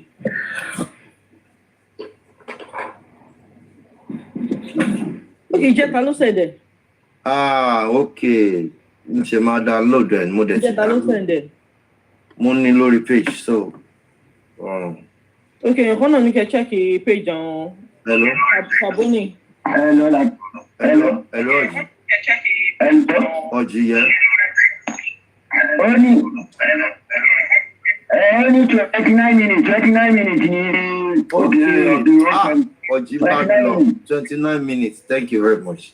29 minutes. Láti 29 minutes. Màá kọ́ ti bẹ̀rẹ̀. Ẹ jọ ìyá Wùnmí lèmi ṣe fẹ́ bá sọ. Ìyá Wùnmí tá lẹ gbé placenta lọ fún. Ọlẹ́yìn lọ. Ta ló bọ̀ jẹ? Àwọn náà lọ máa sọ ẹni tó bọ̀ jẹ. Ìyá Wùnmí ọlẹ́yìn lọ gbé placenta fẹ́ wá lọ jókòó sí ṣọ́nsọ̀rọ̀ ní ìlú. Àkàfọ̀ Adéwòkó ló fi àwọn ní. Bàbá yìí nìkan máa ní kẹgbẹ́ òun kò ní fídíò. Ẹ lọ jókòó sí Amẹ́ríkà. Ẹ wá ń lo ìyá Mohbad alátẹnujẹ. Àtẹnujẹ ló pa Súlé Ìgbìrà yín. Ẹ ṣe é bú kiri, wọ́n kọrin ẹ ń jupa ẹ ń jusẹ̀. Ìyàwó mi wà níbi tó ń dààmú ẹ̀yìn tẹ́ ẹ kẹ́ jókòó tẹ́ ní justice for Mohbad. Ọ̀ṣẹ́ sọ pé woman yẹn wà òkè, ẹ̀ṣẹ́ sọ pé Mohbad yẹn wà òkè. Ẹ jẹ́ má bínú sá. Ìyá Mohbad ní àwọn ọpọlọ. Ẹ̀ṣẹ́ sọ pé woman yẹn wà òkè, bọ́n ṣe ń sọ̀rọ̀ wọn sound bẹ́ẹ̀ yẹn náà. Woman yẹn really sound. Mo fẹ́ ràn. Woman yẹn wà òkè. Woman yẹn wà òkè. Sáré bí sẹ́ni sùn, mo fẹ́ sọ fún àwọn ohun tí mi nìkan máa gbọ́n nǹkan tí ń sọ. Lẹ́yìn tí mo ẹ̀yin mo ránṣẹ́ o. Ìyá Mohbad ẹ̀ ń jẹ àmọ̀là àtẹ̀gúnfe. Wọ́n mú ọmọ tí yín, wọ́n padà wọ́n sún jẹ. Wùmí wọ́n lò nílò kọ̀ndẹ́mù níbí báyìí. Oya sọ́ọ̀sì kò gbọ́. Sọ́ọ̀sì kò gbọ́. Kí ni sọ́ọ̀sì kò gbọ́? Kí ni no hold on. Kemcard ìwọ náà ní sọ́ọ̀bù yìí. Ọ̀nbẹ̀wì Aládé òbí. Mọ́mí Kemcard. Hello. Mọ́mí Kemcard. Máa sọ̀rọ̀ lọ. Sá. Ó gbọ́. Ẹ̀ka sọ̀rọ̀ bá sọ̀rọ̀ Aládé òbí sọ̀rọ̀. Mo ń gbọ́ yín sà. Sọ̀rọ̀ ni. Hello, Mọ́mí Kemcard ń bá yín sọ̀rọ̀ ní sẹ́. Àwọn bá yín sọ̀rọ̀. Mo ní di nọ́mbà yìí sẹ́. Ókè sàbọ̀dá láti máa fún yín. Bọ́dá láti máa fún yín. Ṣé àìsàn? Ókè, ẹ ṣe. Ó yẹ mute kí n sọ nǹkan tó fẹ́ sọ, ẹ ṣe. Ìyá Wùmí, ẹ̀yin ló kàn báyìí. Níbo lẹ gbé placenta Liam sí? Wọ́n lẹ́yìn lọ gbé fún. Ta lẹ gbé lọ fún? Ẹ wá jókòó lu òyìnbó láti jọ ọjọ́ yìí. Ẹ ń ṣe orí ìyá yẹn ya dànù. Ẹ wọ́n mú ìyá Mohbad ẹ̀ ń lò ìyá Mohbad ẹ̀ ń lọ jókòó wọ́n ń play ta ló sọ pé kò pọ̀kẹ̀ lọ́jọ́ léyà ẹ̀ ń jó ẹ̀ ń nọpá. Ṣé yẹ kẹ́ jó? Àpọ́nlé tọ́mọ náà fún ìyá Mohbad kiri anywhere tó bá ti kọ́ máa play orin ọmọ ẹ̀ fún náà ni. Ṣé yẹ kí ìyá Mohbad jó abiagba? Yóò jọmọ yẹn dídó ẹ̀sìn. Ó ti mọ̀ fálátẹnu jẹ ni ó rí bó ṣe ń ṣe wọ̀ṣọ̀wọ̀ṣọ̀. Wo bó ṣe rí, wo bó ṣe ń ṣe wọ̀ṣọ̀wọ̀ṣọ̀ bí ọmọ ẹni tí ò jẹran rí kò látún jẹ rí. Kò látún jẹ rí abiagba olóòórùn. Mọ́mí Láìtàn, ẹ̀yin lẹni mẹ́sẹ̀jì ẹ ti ṣèlérí fún mi ní àná pé ìyàwó mi gbọ́dọ̀ dé Nàìjíríà. Tí ìyàwó mi ò bá ti dé Nàìjíríà má dórí pílátífọ́ọ̀mù yìí o. Mo sọ fún yín o, Mọ́mí Láìtàn ṣe ń gbọ́ mi. Tí ìyàwó mi ò bá ti dé Nàìjíríà má dórí pílátífọ́ọ̀mù yìí. Mo ti sọ fún yín sìn. Wọ́n gbọ́dọ̀ débi wa rojọ́ ibi tó gbé placenta Liam lọ́kọ́ wa sọ fún wa. Ẹ̀yin lẹ́mọ̀ ya ọkọ lẹ́mọ̀ àlè. Àbájọ tẹ́ ń sọ pé èjò gbígbà tí Mohbad wà láyé ṣà ti accept ọmọ. Ìṣe bàbá Liam kú ni. Àbí kí ló dé fẹ́ fọmọ lọ́mọ kó gún ológun lọ? Mọ́mí Láìtàn. Ìgbàdúrà kẹ́kẹ́ bàbá Mohbad. Kí Mọ́mí Láìtàn. Tí wọ́n sọ̀pọ̀tì pé ṣé kàn gbà. Táwọn náà fi ra wọn. Ṣé ìyá Mohbad yẹn nígbà tó jẹ́ pé bàbá kan ọmọ mẹ́ta ni? Àbí sọ́rí ọmọ mẹ́ta bàbá mẹ́ta àbí báwo ti lọ bí o? Yes, ma'am. Bàbá mẹ́ta ọmọ ọkọ mẹ́ta. Kò síbẹ̀ ọlọ́pọ̀ ẹ̀dẹ̀ ń jẹ́ ẹ̀sùn. Ẹgbẹ́ láìkì yẹn kó lọ fà. Ṣé òkúta ẹ̀kọ́ bọ́ sí ọ̀dọ̀ bàbá Mohbad? Wọ́n ti promise ìyá Mohbad. Wọ́n ló ṣe ìyá Mohbad. Náà báwo ni ìyàwó mi ṣe ń sùn? Torí ogún owó wọn ti promise. Èmi kọ́ ló ti ń ṣe náà. Bọ́ ṣe ń sùn yẹn, ẹ má jẹ tàn jẹ́ èmi kọ́ ló ti ń ṣe. Mohbad owó ẹni tó gbé lọ. Mohbad sọ náà, ó sọ pé tí ó bá ti ń ṣe tó mú jẹ pé lórí tòun pé wọn ò lè rí mú jẹ. Mohbad ti ẹjọ́ má bínú ẹjọ́ mi fẹ́ pé Mohbad ẹjọ́. Mo ṣí orin kan pẹ̀lú ẹ lọ́sọ̀ yìí. Ó rí orin yẹn ni. Mo ń bọ̀. Mohbad this time around orun tó sùn ti tó ó dìde. Orun tó sùn ó ti tó. Wake up now. We need you right now. Your daddy need you. Mohbad ò sùn rárá. Tó àìsùn Mohbad náà ló jẹ́ kí gbogbo wa ẹ wò ṣé àníṣe ni gbogbo wa ẹ wo amẹ́ni àwàlà ti wà lórí kìíní. Mohbad ò sùn. Kò sùn. Torí ẹ̀ ló ṣe ní everybody wá ṣe wà concern. Àmọ́ Mohbad. Wọ́n lè ti pọ̀jù fún bàbá ẹ̀ náà. Ẹ kó lọ fa ìjà. Wọ́n lè yẹn wo bí bàbá ẹ̀ ṣe rí náà. Ṣé fẹ́ pa ni? Ṣé nígbà tó bá kú ni? Ṣé lórí burúkú lẹ́yìn tí mò ń ní?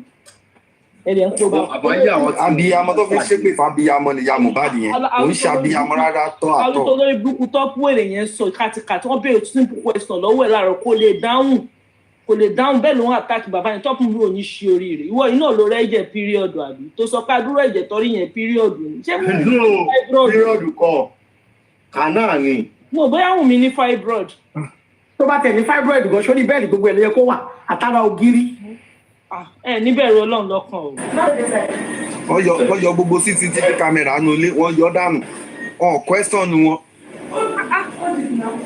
ìyá Mohbad ìyàwó mi ẹ má bọ̀ nílé o mọ́mí láìpọ̀n ìwúwo ti sọ tèmi ẹ má dé platform tẹ́bà ti wọ́ ìyàwó mi wá lé o.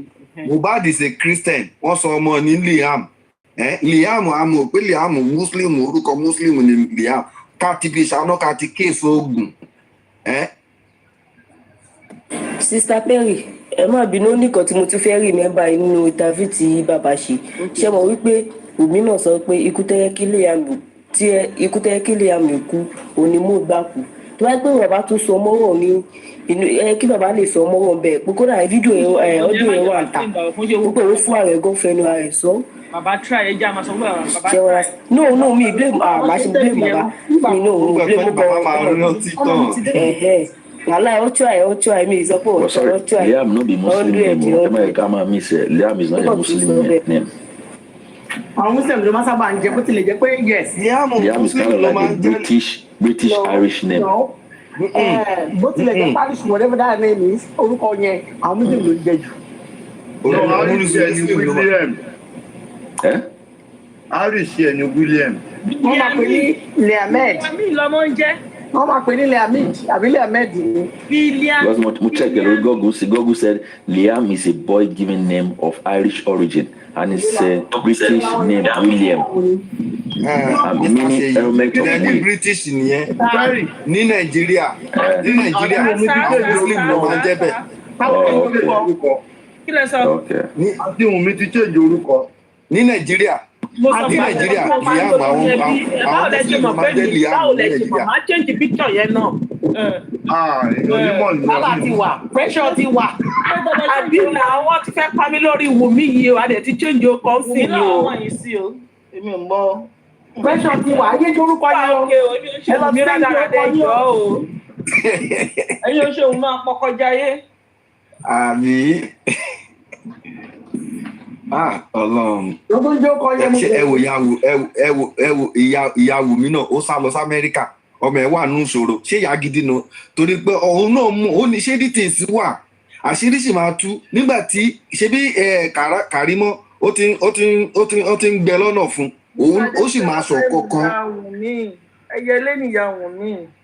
Kàrímọ́ ó sì máa tàṣírí wọn àárín wọn ò ní gúnrégé ẹ̀rí àṣírí sì pọ̀ tó máa tú. ẹ̀rọ tí ìgbà tí wọ́n ti ń tú tẹ́lẹ̀ ṣe rí gbogbo àwọn fídíò tí Kàrímọ́ ṣe ni ṣe rí ẹ̀rọ tí Mohbad àwọn fídíò yẹn ni tí bàbá Mohbad ní ìyá Wùmí lọ sí Amẹ́ríkà pé ọmọ òun ló ra tíkẹ́ẹ̀tì ṣé wọn pé Kàrímọ́ ó bẹ́ bọ́ta lọ sí Daddy Freeze. mo ní ẹ sẹ́ndì nọ́mbà yín sí mi ẹjọ́. ó lọ sí Daddy Freeze ó nínú àwọn làwọn ra tíkẹ́ẹ̀tì àwọn làwọn ṣe gbá ṣé àṣírí yìí ò tún sí pé wọ́n jẹ Mohbad lówó.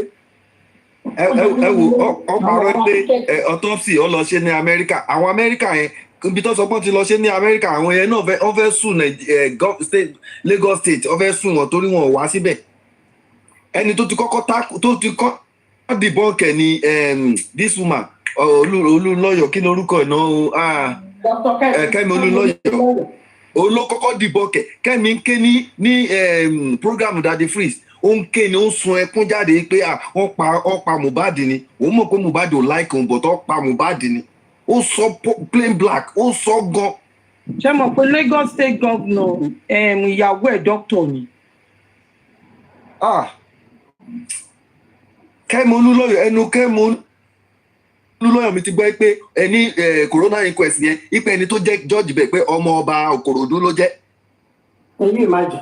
many things Kẹ́mi I have the clips I can send it èmi ò sọ ayé sọ̀rọ̀ Kẹ́mi Olúnlọ́yọ̀ ẹnu òun òkè ó máa sọ plain black ni ó sọ pé tó bá jẹ́ pé Wùmí ó ní tó bá jẹ́ pé Wùmí jẹ́ aya gidi ni wípé gbà tí ọkọ ẹ̀ tó ti ń competition tó ń pariwo wípé ìgbà wo la gbọ́ pé Wùmí bọ́ síta pé ẹjọ́ o ẹ má jẹ́ kọ́ pọkọ mi o ẹ má jẹ́ ó ní ó sọ pé ó ní Wùmí ó ní Mohbad kan ló ní Liam Kẹ́mi Olúnlọ́yọ̀ ó sọ and I quote.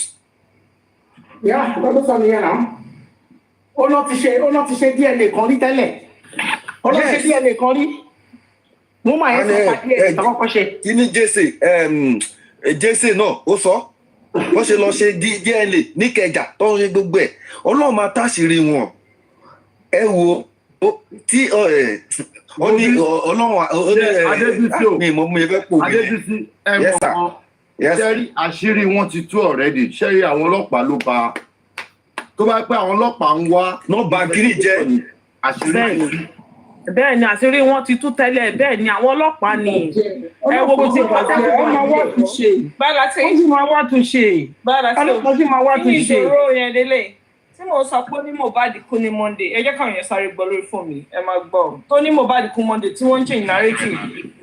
hold on ẹni tó náà fẹ́ fún mi 100,000 lẹ́ẹ̀kan mi ò gbowó kankan.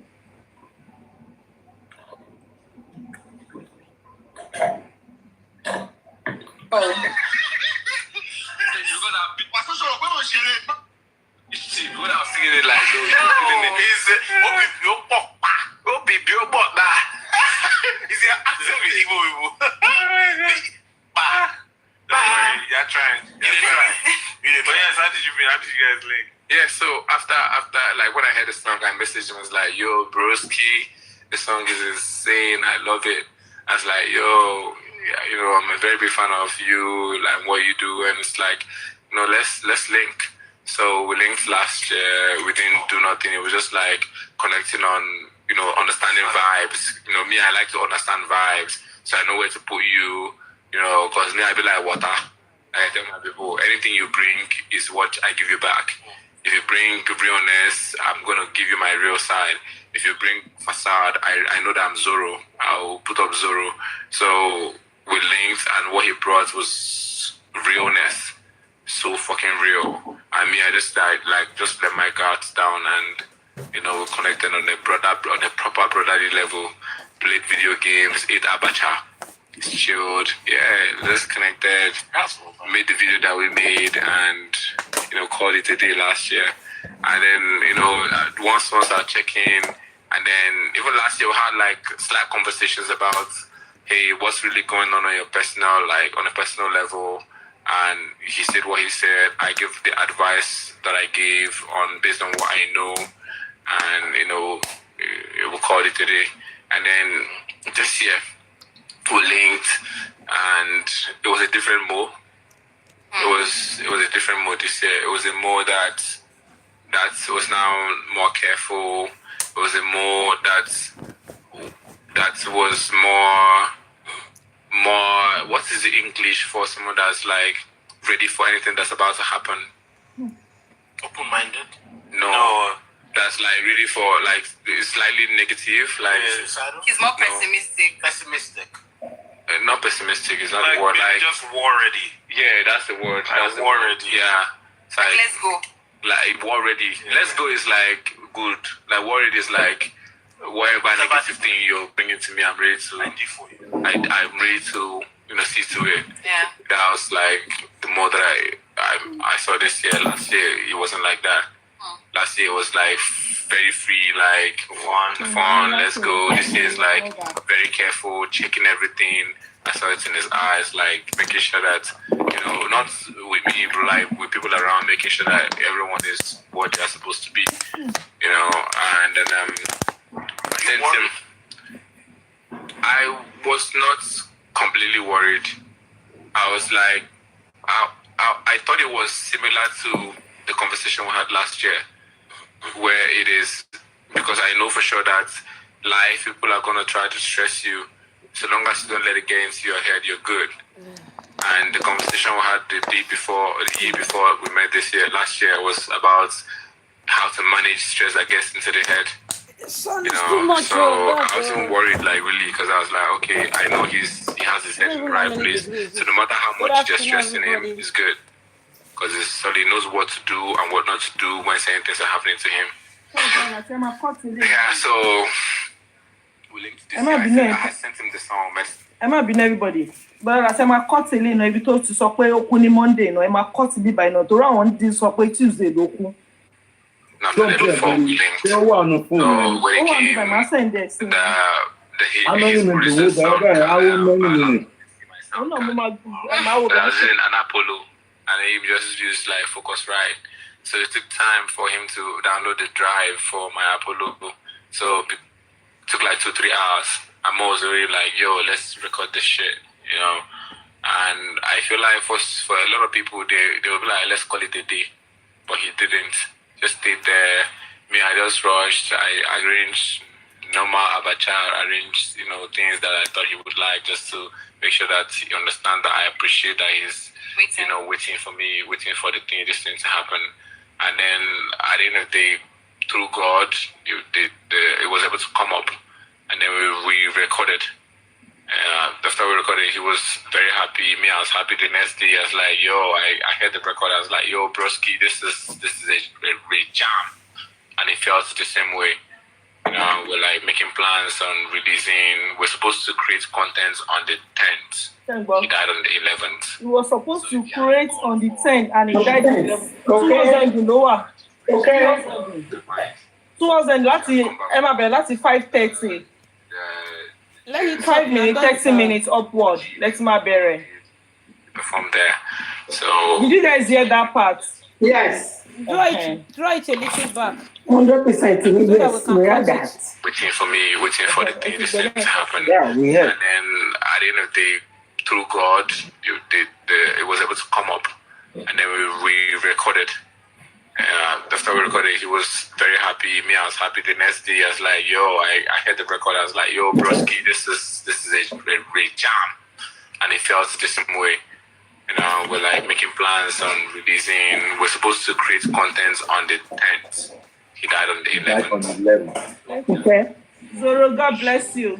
Thank you, Zoro. God bless you. Good job, Zoro. Yes. Chelsea, God bless you. On the 12th, le loku. Oh, on the 11th, le loku. And you shiri rese. Yeah, I'm going to on the 10th. On the Monday, oh, yeah, I'm going to loku now. Yeah, Momo, because only one story father. Ìyá Mohbad yẹn ṣé ọ̀nà lóògùn ni tó fi ń sọ ọ̀sọ̀kùsọ̀ ọmọ ẹkú ọmọ tó fi ara ẹ̀ bí. Ṣé ìyá Mohbad olè àtẹnujẹ. Exactly. Àtẹnujẹ ní alátẹnujẹ àti àgbà lọ sẹ́wọ̀n. Bàbá Mohbad fẹ́ sẹ́ndé wọn. AIT mi sọ. Wọ́n fẹ́ jẹ́ kó sún àwọn èèyàn kan ni pé you need to put pressure. So thank you everyone. Wọ́n tó kọ́ lè sọ directly ni. YouTube, we are coming back. You need to put pressure on some people. Wọ́n kọ́ lè sọ because they are journalists. Wọ́n kọ́ láti sọ as if they are asking questions.